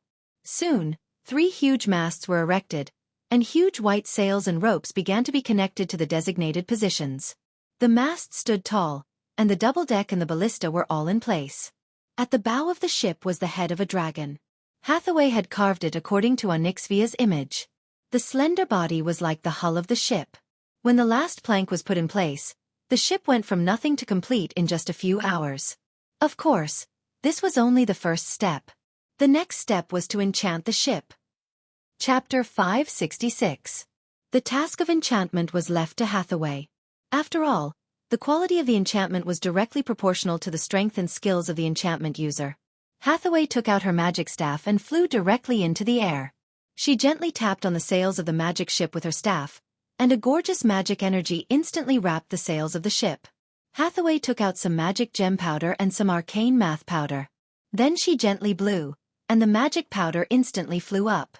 These magic powders emitted colorful colors, and the surrounding space became dreamlike at this moment. Countless glittering magic powder quickly merged with the sails under the effect of magic, and the whole sails emitted a gorgeous luster. Lines of magic runes quickly took shape, and the colorful magic powder fused with the mysterious runes. After a long time, all the magic light dissipated, and the sail returned to its original appearance. Wind Elemental Sail. This is a special sail made of runic cloth and woven with thorium threads. The sorcerer has cast a wind elemental spell on it, allowing it to be blown by the wind no matter the time or the direction of the wind. Wind from all directions plus 25, fire and water resistance plus 27, smooth sailing plus 25, never wear and tear plus 22, weight reduction plus 23, wind and waves plus 22. Skills: call the wind and summon the rain, summon fog. Animated rope. After enchanted with the animated rope, these ropes seem to have a life of their own. Serious work plus 25, orderly plus 23, double efficiency plus 24, fire and water resistance plus 23, coil plus 22, toughness plus 25, stretch and stretch plus 24, sail control plus 28, regeneration plus 25. Dragon roar, ram indestructible plus 28, quick strike plus 22, rampage plus 25, damage plus 24. Seeing that Hathaway had finished casting the spell, Sulen used identification on the sails and ropes of the magic ship in front of him to check their attributes. It could be said that they completely exceeded his requirements. The wind elemental sail allowed the ship to sail freely in any direction of the wind. Whether it was against the wind or not, the sails would provide enough power for the ship. In addition to the sails, the animated ropes could be used to control the sails and carry out various tasks at the same time. They could replace the sailors and even attack when the enemy was engaged in boarding combat.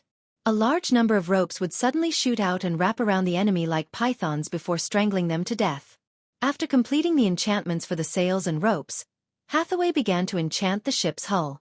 Hathaway took out a metal ingot, then directly summoned elemental fire and melted the entire metal ingot into liquid. After the impurities were removed from the liquid metal, the magic energy on it became even stronger. Hathaway gently waved her staff, and the liquid metal quickly covered the entire ship like a layer of thin film. Soon, the entire ship was wrapped in a layer of metal protection. Afterwards, one rune after another was quickly engraved on the hull. A large number of runes appeared on the hull like decorative patterns, and multicolored magic lights quickly fluttered. After a while, Hathaway finally finished engraving the runes on the hull. At this moment, the entire magic ship was emitting a strong elemental aura. Sulen cast an identification spell on the magic ship, and a large number of data appeared in front of his eyes. Magic creation, magic ship, unnamed, item type. Animated magic ship. Item description. This is a powerful warship. It was built with magic red pine wood as the raw material. After a legendary wizard enchanted it, this warship became a powerful magic warship. The power of magic allows it to sail in any sea. Its speed is faster and the hull is stronger. It has become a moving castle on the sea.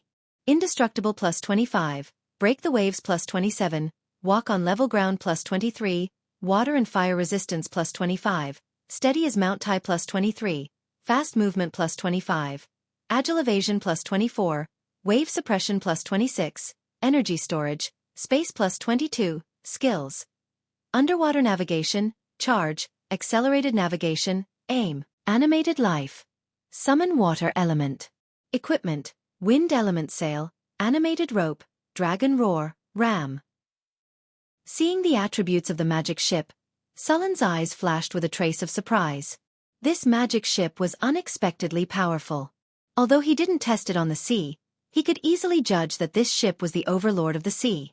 Hathaway slowly let out a sigh of relief, and her body, which had been floating in the air, slowly descended to the ground. Enchantment of the ship just now wasn't as difficult as casting a few legend spells. Although the mana consumption wasn't as high as legend spells, the amount of effort required wasn't low. Carving so many runes without any deviation wasn't an easy task.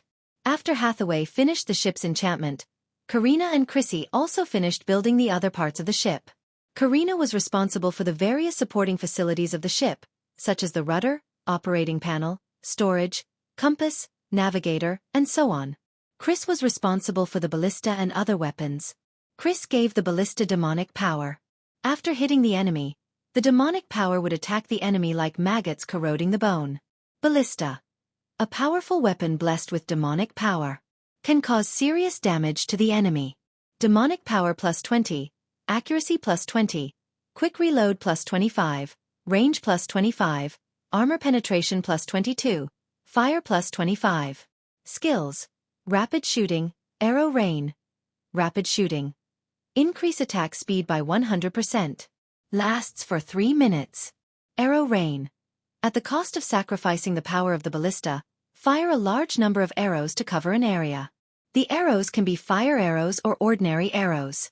Red Dragon's Fury, flamethrower. After activation, it can spray high-temperature flames at the enemy in front of it. Demonic power plus 22. Area of effect plus 25. High-temperature burn plus 20. Burn on water plus 22. Poisonous smoke plus 25. Skills. Hellfire. Flamethrower. Hellfire. Because of the demonic power, the Red Dragon's Fury can summon hellfire when activated, causing great damage to the enemy. Flamethrower. Accumulates power for 1 second and then suddenly explodes. Can double the range of the flamethrower. In addition to these equipment such as compasses, astrologers, and binoculars were also enchanted with various spells such as fog insight, direction guidance, and eagle eye. These equipment allowed the magic ship to deal with all kinds of situations. The magic ship was finally completed after everyone's joint efforts. The combat power of this ship could easily destroy a fleet. Hathaway cast life animate on the ship, and the magic ship had a basic consciousness. Su-Len and Hathaway left their soul imprints on the magic ship. P.S. What's a good name for this ship? Chapter 567. On the blue sea, several seagulls were flying in the sky. On the surface of the sea, a huge ship was sailing through the wind and waves. Su-Len was wearing a pirate captain's three-brimmed hat. He held a telescope in one hand and hugged Chris in the other. He was commanding the ship in high spirits. On the calm surface of the sea, the ship's sailing speed had reached 35 knots. If he used a skill, the speed could easily reach 50 knots.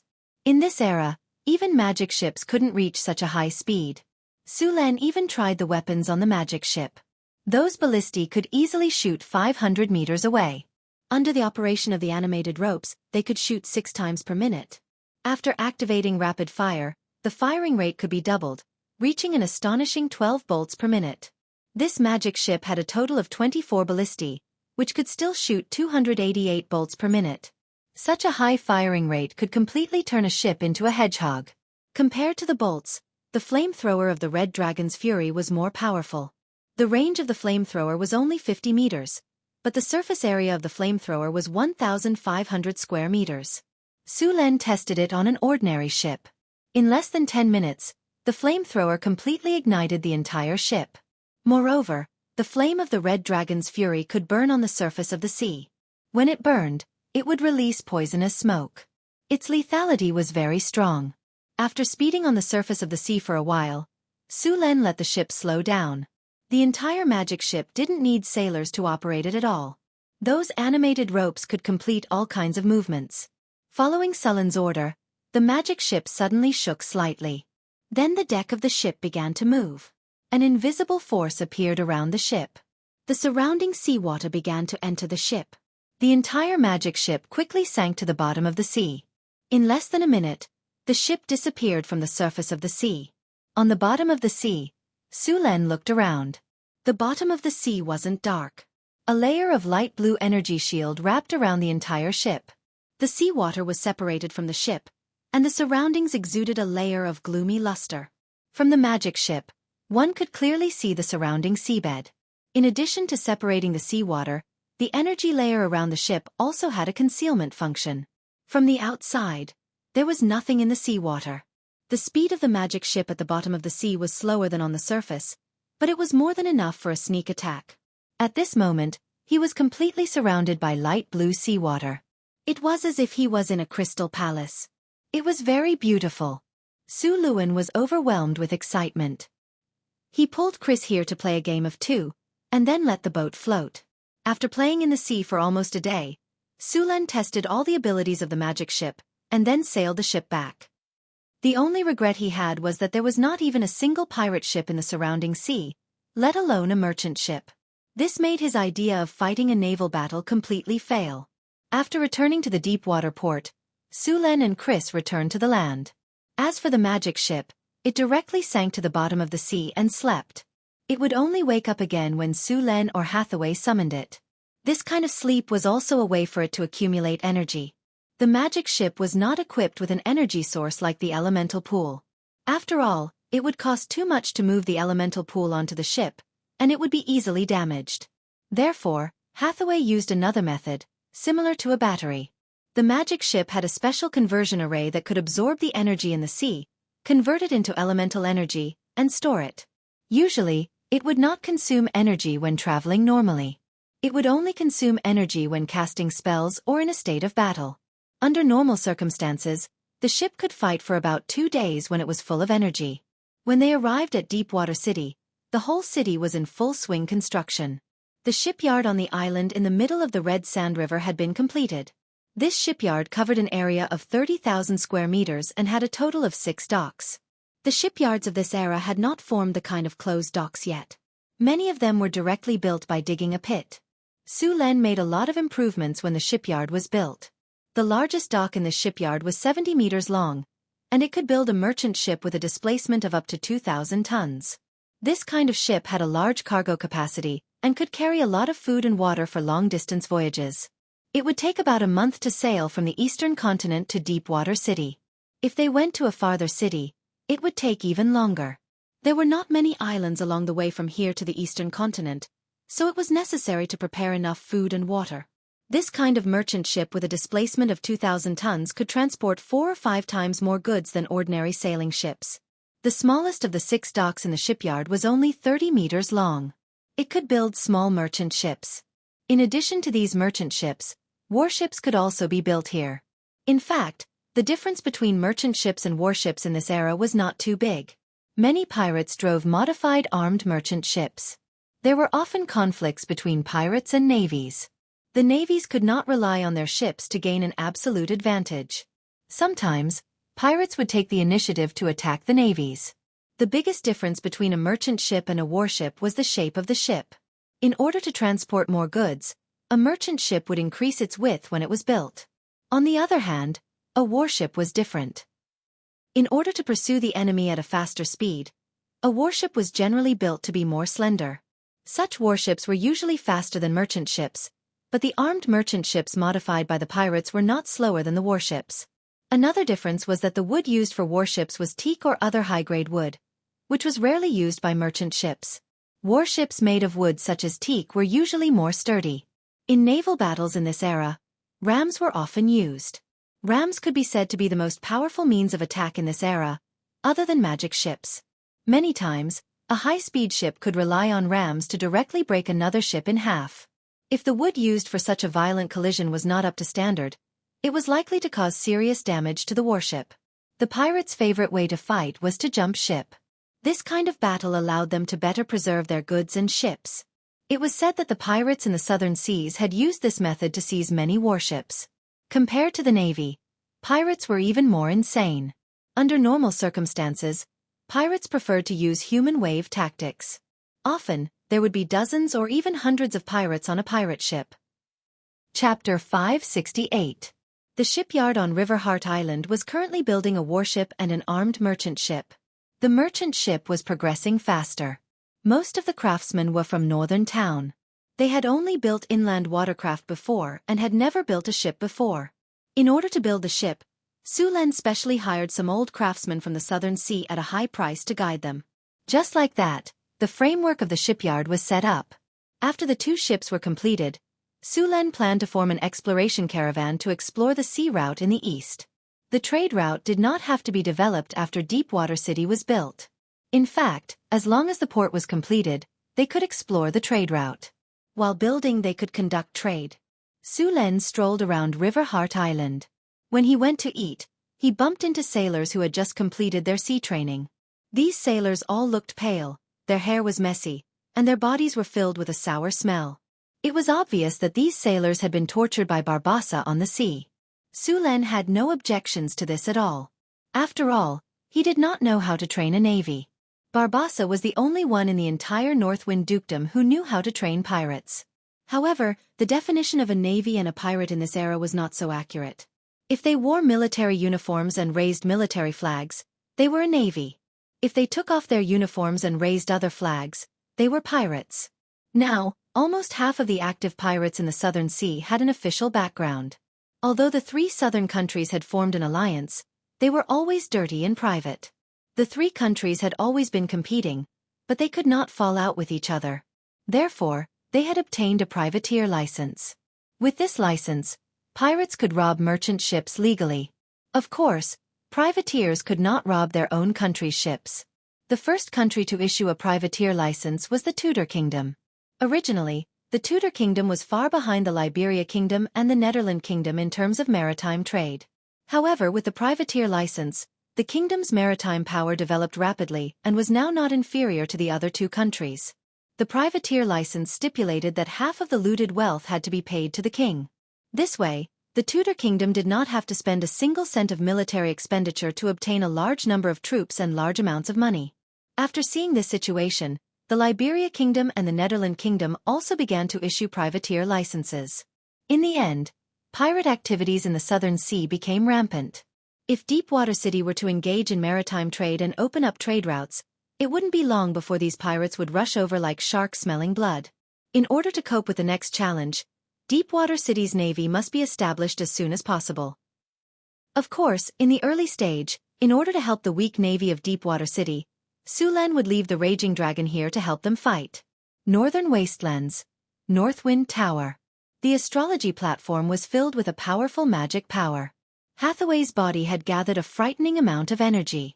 A decaying, destructive, and crazy energy was constantly being extracted from the divinity crystal. This powerful negative energy could easily turn a person into a demon who would not shrink from any evil. The slightest carelessness would interfere with Hathaway's mind. Only after the divinity had been purified could she absorb it without any side effects. Beside Hathaway, a torrent of elemental energy was constantly purifying this evil energy. After about half an hour, the energy extracted from the divinity crystal in front of her was finally purified and restored to its original golden brilliance. Then the surrounding elemental energy slowly dissipated. Hathaway gently waved her hand, and the golden divinity began to integrate into her body. The golden energy turned into strands of silk and rushed into Hathaway's body. Because Hathaway was not a god, she could only slowly integrate the divinity. It was said that the gods could directly integrate the divinity into their bodies, unlike humans who integrated it bit by bit. After feeling the divinity integrate into her body, Hathaway's soul became stronger. After all the divinity in front of her had integrated into her body, her soul felt full. Hathaway then slowly dispersed the magic power around her body. Although the divinity had been cleansed, Hathaway's emotions were still affected during this period. As the divinity was stripped away, the faint golden energy in this part of the abomination's soul began to decrease. Hathaway did not absorb this soul energy. Although the quality of the abomination's soul energy was very high, the negative emotions in this soul were also very strong. Absorbing this energy was not worth the loss to Hathaway. With a snap of her fingers, Hathaway sealed the remaining soul energy. After extracting the divinity, the abomination's soul energy was an advanced legendary crystal. Hathaway and Su Len were very interested in the guardian statue in the ruins of the Wizard Tower. They planned to use the abomination's soul crystal to make one. Milky Way, check the pollution index on my body and soul. After absorbing the divinity of the abomination's divinity, Hathaway felt her body and soul and then said to the tower genie, detecting the pollution index. Detection complete. A blue energy swept across Hathaway's body. The current pollution index on the Tower Master's body is 11.5%. Please take note, Tower Master. If the pollution index is too high, it will affect your magic power control and your promotion will also be affected. The chances of you losing control of your mind will increase. Please try not to take any potions during this period. Hathaway rubbed her head. She did not have a good way to clean up the pollution index on her body. She could only purify it bit by bit. The pollution caused by the ancient arcanists was even more serious. At that time, many places in the main material plane were seriously polluted. Normal life could not survive at all. This was also one of the fuses that led to the war between the gods and the arcane kingdom. The ancient arcanists later also studied ways to clean up the pollution. The results were some seriously polluted areas were still uninhabitable. In this aspect, the druids were better at cleaning up. The wisdom tree planted in Sullen's secret realm also had a purifying effect. Hathaway was going to live with the wisdom tree for a while. The purifying ability of the wisdom tree was very important to Su Len and the others. In addition to Hathaway, Alex and Karina had also fused with divinity once. Chris had just fused with the power of the Baylor and had not fully mastered it, so she could not fuse with divinity for the time being. Phyllis was not strong enough and her soul power was not strong enough. If she forcibly fused with divinity, her mind would be affected by the divinity, so she did not fuse with it for the time being. Fusing with divinity required at least the strength of Tier 4. Of course, if it was divinity given by other divine creatures, there was no such threshold, but very few divine creatures would do so. Chapter 569. North Wind Tower. Astrology Platform. With a flash of a teleportation spell, Sullen's figure appeared in the tower. Soon, the little maid Angela appeared. When she saw Su Len, she bowed slightly. Master, you're back. Su Len smiled and rubbed her little head. You're here today. Where's Hathaway? The half-elf maid Angela smiled. Sister Hathaway went to stay at the wisdom tree for a few days. She said that the pollution in her body was a bit high, so she went to purify it. Su Len nodded. He knew that Hathaway had just fused with the divinity. Who's at the wisdom tree now? Sister Hathaway, Sister Alex, Sister Karina, and Sister Xanthi. Sister Chris doesn't like to go to the wisdom tree, so she rarely goes there, Angela said. Chris was a succubus, a type of demon. She was a legendary demon and was somewhat resistant to natural divine power. If she was a normal demon, she wouldn't even go near the wisdom tree. Go prepare lunch. I'll go take a look at the mystery realm first. After Su Len ordered, he went straight to the mystery realm. It had only been half a month since he left the mystery realm. As soon as he arrived, he could feel the natural aura around him. The entire mystery realm was full of vitality. When he arrived at the botanical garden, it had become a sea of flowers. Colorful flowers bloomed around him. Unbelievable. These flowers should bloom at different times. Why are they blooming at the same time? Su Len looked around in surprise. For example, the magic violet bloomed in May. The magic datura bloomed in August to October. The tulips bloomed in April. Now, these flowers were all blooming. Before he could figure out why, Xanthi noticed him and jogged over. Su Len, you're back. Xanthi, what's with these flowers? Su Len pointed at the sea of flowers. This is one of Grandpa Tree's abilities. Within the range of its domain, all the flowers will bloom, Xanthi explained with a smile. All of them? Won't it affect these plants? Su Len asked in surprise. They won't. These plants will be the same as normal plants. They won't be affected. Su Len nodded. That's good. Did you plant all these flowers? That's right. I asked elder sister Alex for these. Her elder sister Winged People helped me collect the seeds. Then we planted them together. Look, this is a devil's snare, this is a Japanese rose, and this is a lilac. There are some over there that haven't been planted yet. Sandy pulled Su Len and said excitedly, Isn't it beautiful? Yes, it's like a dream garden. Su Len rubbed Sandy's head. By the way, come with me. Xanthi seemed to have thought of something all of a sudden. She pulled Su Len and ran in another direction. Soon, the two of them arrived at the empty space behind the sea of flowers. There were more than 10 square wooden boxes placed neatly on the empty space. There were also bees the size of a thumb flying around them. This is... Su Len looked at the beehives in front of him in surprise. Hee, what do you think? These are my bees.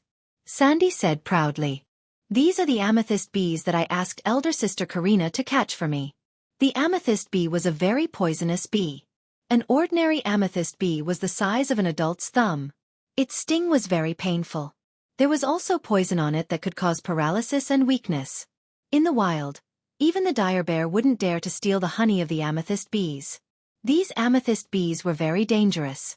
The challenge level of a swarm of amethyst bees in the wild was around level 11. Without professional means and tools, even a grand knight would have to take a detour if they encountered a swarm of amethyst bees. If they were surrounded by the amethyst bees, they wouldn't be able to withstand it. These bees were very dangerous, but the honey of the amethyst bees was very good. The taste of the amethyst honey was sweet, sweeter than cane sugar. Also, the amethyst honey had a special effect. It could be used to detoxify, make magic potions, and of course, be consumed directly. The biggest effect of the amethyst honey was to slow down aging. The amethyst honey's price was usually 500 kinnar per 100 milliliters. Of course, this price was basically priceless. There was very little amethyst honey on the market. Basically, it would be bought as soon as it appeared. Only a few auction houses would sell it, but the price would be much higher than 500 kinnar. The effect of the amethyst honey was not constant. It was different from the flower honey collected by the amethyst bees. Normal flowers were naturally not as good as the flowers of magic plants. The amethyst bees in the wild mostly collected normal flowers. Only a part of it was from magic plants. However, the amethyst bees in front of Sullen's eyes were all from magic plants, so the effect was naturally stronger.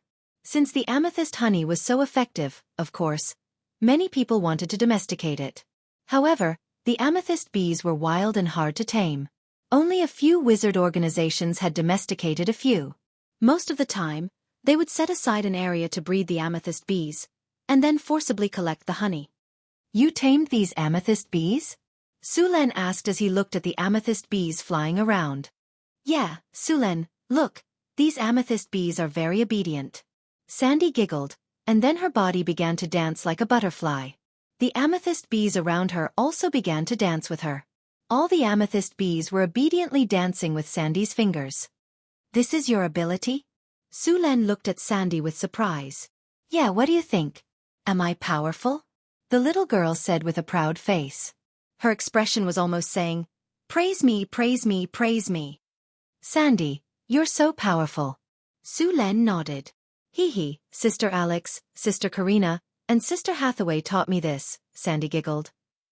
They taught me how to control my own power, and then I learned how to tame these amethyst bees. By the way, Su Len, here's some amethyst royal jelly. I saved a jar for you.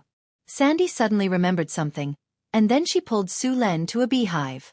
She carefully opened the beehive, and an amethyst bee the size of an adult's fist was lying in the beehive, sucking on the honey. Sandy gently pointed her finger, and a strange power spread out from her body. She then took out a glass bottle and carefully took out the honey from the beehive. When the glass bottle was full, she closed the beehive. This is the amethyst queen bee's royal jelly. Because it's the amethyst queen bee's food, you can't take too much. If you want more, you'll have to wait until next month. Sandy then handed the glass bottle full of amethyst royal jelly to Su Len. Chapter 570. Sandy summoned water elements to wash her hands, and then stretched out her white and tender hand to dip some royal jelly from the glass jar and handed it to Su Len. She said with a sweet smile, fresh royal jelly. Others like it very much. Su Len, would you like to have a taste? Looking at Sandy's white and tender hands and her expectant look, Su Len would not refuse her kindness. He licked the royal jelly on her fingers. The moment his tongue touched it, he tasted a hint of sweetness with a hint of sourness and floral fragrance. It was not as spicy as other royal jellies, so it tasted good. Seeing Su Len licking her fingers directly, Sandy blushed slightly. However, she recovered soon. How's the taste? Do you like it? Great royal jelly. Su Len gave a thumbs up and said. Seeing Sullen's expression, Sandy also became happy. She said proudly, "The amethyst bees I cultivated and the amethyst bees' honey and royal jelly are the best. Oh, come and have a taste of the honey. Compared with royal jelly, honey tastes better." Sandy raised her head proudly and said, patting her chest. As she spoke, Sandy took out a jar of purple crystal honey from somewhere as if she was performing a magic trick. Su Len took over the jar and smelled it. There was a faint floral fragrance with a hint of sweetness, which was very attractive. He dipped his finger into the jar and put it into his mouth. A mellow floral fragrance with sweetness instantly filled his mouth. It was a feeling that made people satisfied from the bottom of their hearts. Su Len couldn't help but narrow his eyes and savor the taste. He could guarantee that this was definitely the best honey he had ever tasted since his previous life. The sweet honey had a hint of floral fragrance and a long aftertaste, which made people feel that they were in a sea of flowers. Even if other effects of the honey were ignored, it was the best honey only in terms of taste. How is it? Is it delicious? Sandy looked at Su Len expectantly. It made me feel the taste of nature. It gave me a sense of happiness and satisfaction. It was great, Su Len said. Hee, as long as you like it. I spent a lot of time getting these amethyst wasps to collect different flowers and make this honey according to a special ratio, Sandy said proudly. Su Len had a whole new level of respect for Sandy. Originally, he just wanted to raise a mascot. He didn't expect that Sandy would bring him a surprise. Thank you for your hard work. The effect of royal jelly was better than honey. It was a very rare and precious medicinal material. Even if it was not mixed into a magic potion, it could slowly strengthen a person's physique and increase their lifespan through daily consumption. At the same time, it could speed up the effect of meditation and slow down aging. This was a hot commodity for most magi. Unfortunately, the production rate was even lower than the amethyst honey. Basically, it was digested as soon as it was produced, and very rarely would it be sold. Su Len used appraisal on the 2 jars in his hands, and a large amount of data appeared before his eyes. Item name: Purple crystal honey. Quality: excellent. Description: honey carefully brewed by the amethyst wasps using the pollen of dozens of magical plants. It tastes sweet and has the effect of improving physique, slowing down aging, detoxifying, and increasing poison resistance. It's a rare honey. Amethyst honey, sweet and delicious plus 42, pleasant fragrance plus 37, detoxifying plus 34, aging plus 25, energy recovery plus 40, mana recovery plus 35. Note: long-term consumption will give you a weak poison resistance. More than 1 liter must be consumed continuously. Item name: Amethyst Royal Jelly. Quality: excellent.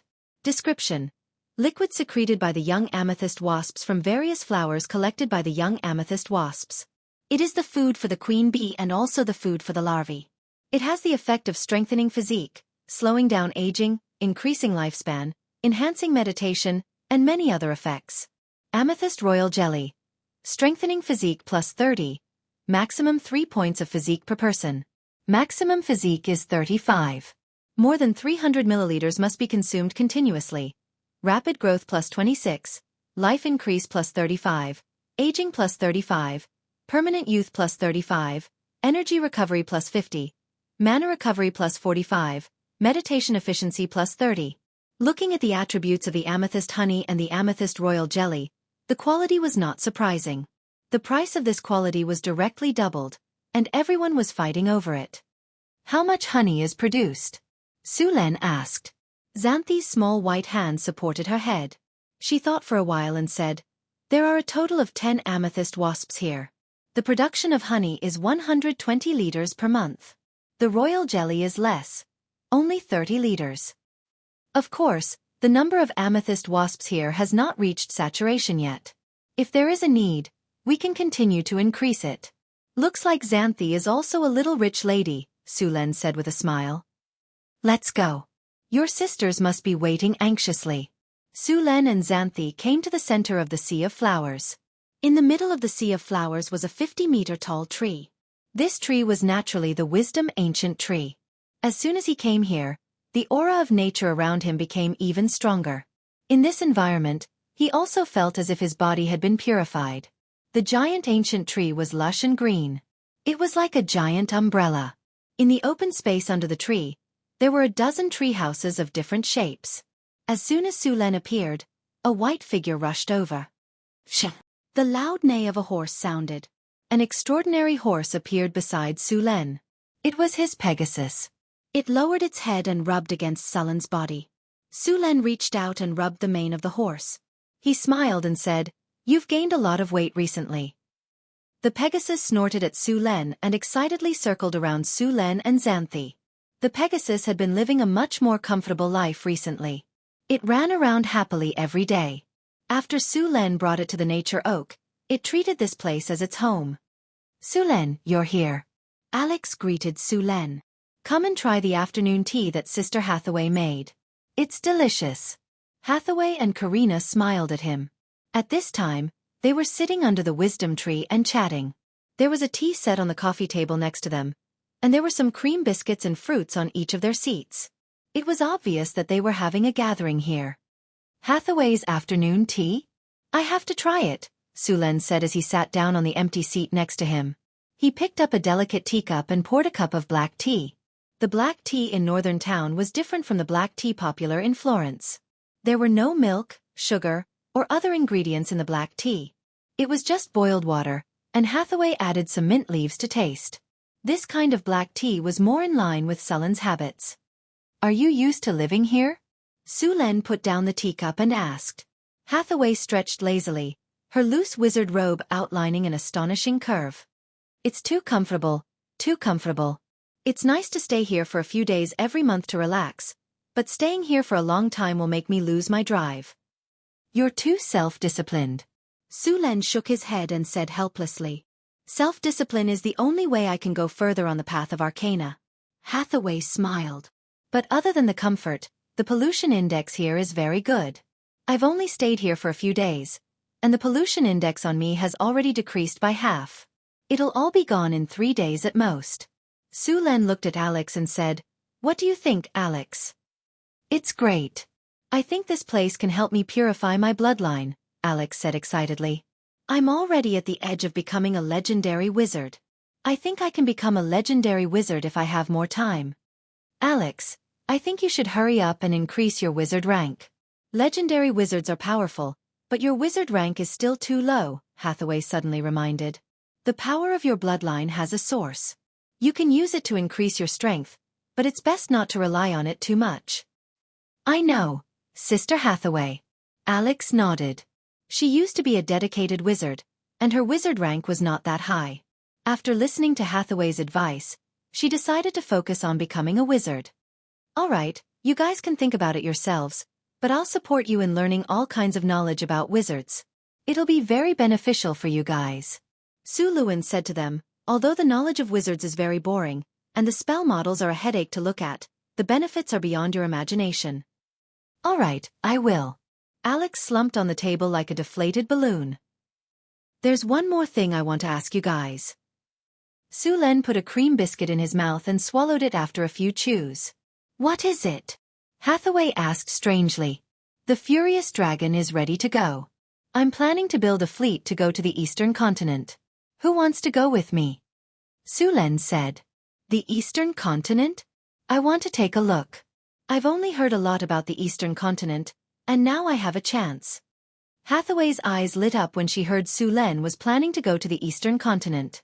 She was very interested in the idea. Su Len nodded. "Sure, we'll go together." He then looked at Alex and the others. "I'm not going. A lot of kids have reached the boundary of evolution.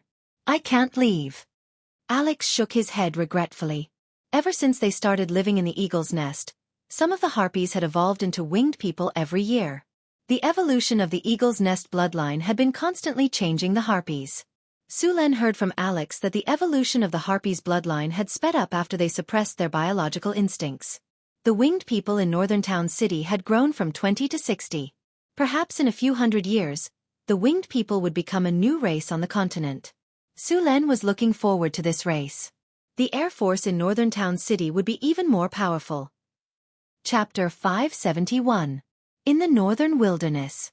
When Su Luan returned here again, the summer was gradually coming to an end.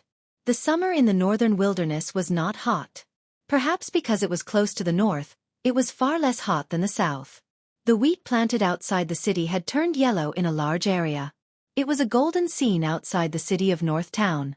Needless to say, it was another good harvest. Su Len went to the city hall first to check how the work was going.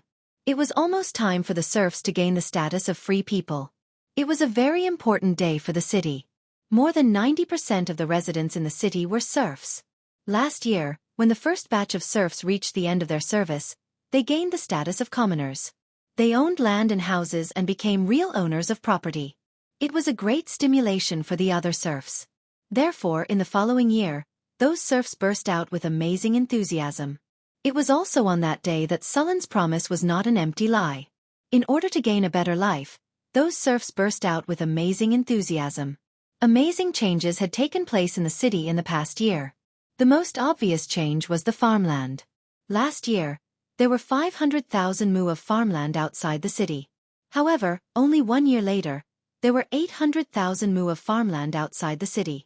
That was an extra 300,000 mu of farmland. It took them 4 or 5 years to cultivate the first 500,000 mu of farmland. Although there was a lack of manpower in the beginning and a large amount of manpower was used to build the city, it was still an amazing achievement to cultivate 300,000 mu of farmland in just 1 year. Last year, about 1,000 serfs were granted civilian status. At that time, they were granted more than 6,000 acres of land and houses. This year, the number of serfs increased by more than 10,000. Moreover, because they worked hard, their labor points were much higher than the previous batch of serfs who were freed. According to the calculation of the officials in the city hall, each serf could exchange for 8 mu of land. Therefore, the city needed to provide at least 80,000 mu of land. Of course, this land was not cultivated. Some of it had been cultivated, and some of it had not yet been. This way the land could be quickly increased. This time, Su Len took out 40,000 mu of cultivated land and another 40,000 mu of barren land for them. Your Majesty! This is the list of the freed serfs and the land they will be given. A rather beautiful and mature female official smiled at Su Len and handed a document to Su Len. These female officials were actually the family members of the nobles who had been exiled to Northern Town. There were a lot of nobles who had been exiled here. Most of them were lazy. It could be said that 70% of them were rice worms. Su Len would not feed them and directly throw them to the farm. As for those who were capable, they were sent to work in various places. Compared to the men, many of the noble women were doing much better. They quickly adapted to the rules of North Guard City. Most of the noble women were literate and had received a certain degree of education. These women were assigned to various positions in North Wind Principality, such as female officials, clerks, and archivists. So far they were doing quite well. Most of the work has been completed. There's still a small part left to check. Su Len flipped through the list and asked, "Where are the farmlands that will be given to them?" "It's all here," the female official said as she took out a map. Su Luen flipped through the map and found that all the farmlands around the northern town were marked, including the locations of all kinds of canals, water wheels, and wells. Su Len was checking to see if anyone was playing tricks on the land distribution this time. Su Len only said to distribute the land, but did not say whether it would be high-grade or low-grade farmlands. The difference was huge. If it was high-grade farmlands, not only would they have a higher yield after planting, but they would also have access to water nearby. The yield would be 2 to 3 times higher than the newly cultivated farmlands. The price of this kind of superior farmland was far higher than that of newly cultivated farmland. Who knew what kind of tricks those officials would play? Although these officials would go to prison every year for political training, there was no one who could be 100% sure about this kind of thing. In fact, this was a loophole that Su Len purposely left. He was using this method to fish and see if any of the officials would take the bait. As expected, after checking for a while, Su Len quickly found some high-grade farmlands that had been given out. He then compared them with the list. Su Len easily found out who it was. After discovering the problem, Su Len did not say anything. Instead, he directly notified the genie guards and asked them to continue the investigation. Looking at the genie guards who were a little panicked, Su Len just threw the information to them. They naturally knew how to deal with it. If they could not even do this well, Su Len would have to consider replacing them. After dealing with the matter, Su Len left the city hall. Northern Town was developing a little fast. Many functions of the departments had not been perfected yet. This time, he was here to knock on the officials of Northern Town. Back in the inner city, Su Luan's followers lived in the entire inner city. There were also several factories in the northern city, where outsiders would be discovered as soon as they entered. When Su Luan arrived, a large number of workers were busy, and some people were giving orders. After walking in, what appeared in front of him was a square box. These were the goods that were going to be shipped to Deepwater City. Su Len was going to open up a new route, so naturally, he had to bring the goods. This time, he prepared various specialties of Northern Town: paper, sugar, some magic potions and magic items. There was also some wine, but not much. The main reason was the difference in diet between the East and the West. Su Len did not know if rum and vodka were suitable for the Eastern continent. After a few years of development, Northern Town had started to sell military supplies in addition to producing these things. For example, war horses and weapons. With the centaurs, the war horses produced in Northern Town were very popular in the human kingdoms. The war horses produced here were some of the best in the entire Western continent. As for the weapons, the quality of Northern Town's weapons had skyrocketed after the dwarven blacksmiths were hired. Not only were they durable, but they were also sharp and tough. The price was not too high either. Some of the high-quality weapons were even enchanted. In this era, the weapons produced by the dwarves were equivalent to the high-end weapons produced by the big kingdoms in his previous life. As for the enchanted weapons, they were equivalent to the most advanced weapons, such as the Dongfeng Express and the F-22. The profits of the arms trade were very high. After all, how could the arms trade not make money? The countries in the south were very strict about the arms trade. Normal military weapons were restricted because of the rampant pirates. Many nobles were worried that the pirates would get their hands on weapons that were too good. As for the enchanted weapons, it was even more difficult. One or two of these weapons were fine, but Northern Town had no such restrictions. After all, these weapons were not used in the Northwind Principality or the Kingdom of Florence. Of course, Northern Town had strict restrictions on the sale of weapons locally. After all, Northern Town was located in the northern wasteland. There were too many goblins, orcs, and gnolls around. If these weapons fell into the hands of the goblins, it would be a threat to Northern Town. Su Len nodded after checking the goods again. Since they had the furious dragon with them, they could carry more goods. Therefore, they had to prepare all kinds of supplies. Hathaway was also here. She was also preparing the goods for the trade. At the same time, she was also recording the things she wanted to buy. Many of them were unique to the Eastern continent. She was planning to buy them in bulk. It would be great if we had a magic airship. Airship? You have the technology? Su Len raised his eyebrows. I'm missing some key information, Hathaway shrugged. The planet Su Len and the others were on was huge. It was many times the size of Earth. The distance between the Eastern continent and the Western continent was relatively close, but the Western continent was very far away from the other continents. It would take almost a year for them to travel back and forth with ships. It was also difficult to travel in the endless ocean with ships alone. In the shallow seas, there were not many monsters. However, in the deep seas, there were countless sea monsters. Many of these sea monsters were as strong as dragons. If an ordinary ship encountered these sea monsters, the ship would be destroyed. Hence, communication between these continents was usually done through magic airships or long-distance teleportation arrays. Long-distance teleportation circles could not transport large amounts of goods, so airships were the main trade tool between the continents. These magic airships were owned by a few large wizard organizations. They had completely monopolized the trade between the continents. They had made a lot of money by relying on these airships. Airships are not that difficult. You just need to cast a levitation spell or a space expansion spell. However, you still need to deal with the defensive rune circle and energy source, Hathaway explained. Another thing was the means of attack. Although airships could avoid the monsters in the ocean, they would sometimes encounter some monsters in the sky. Therefore, counterattacks were indispensable. Another thing was the energy source. An airship needed to consume a large amount of energy. Elemental pools could not be made on the airship. Therefore, it was crucial to make an energy source for the airship. In fact, airship technology first appeared in the early days of the Arcane Empire. It was phased out in the later days of the Arcane Empire. However, there were many gaps in the wizard civilization. Many of the skill trees lacked key points. It could not be helped. Although airship technology was phased out in the era of the Arcane Empire, the technology was still very good. It was cheap and cost-effective. Otherwise, the Arcane Empire would not have used it for so long.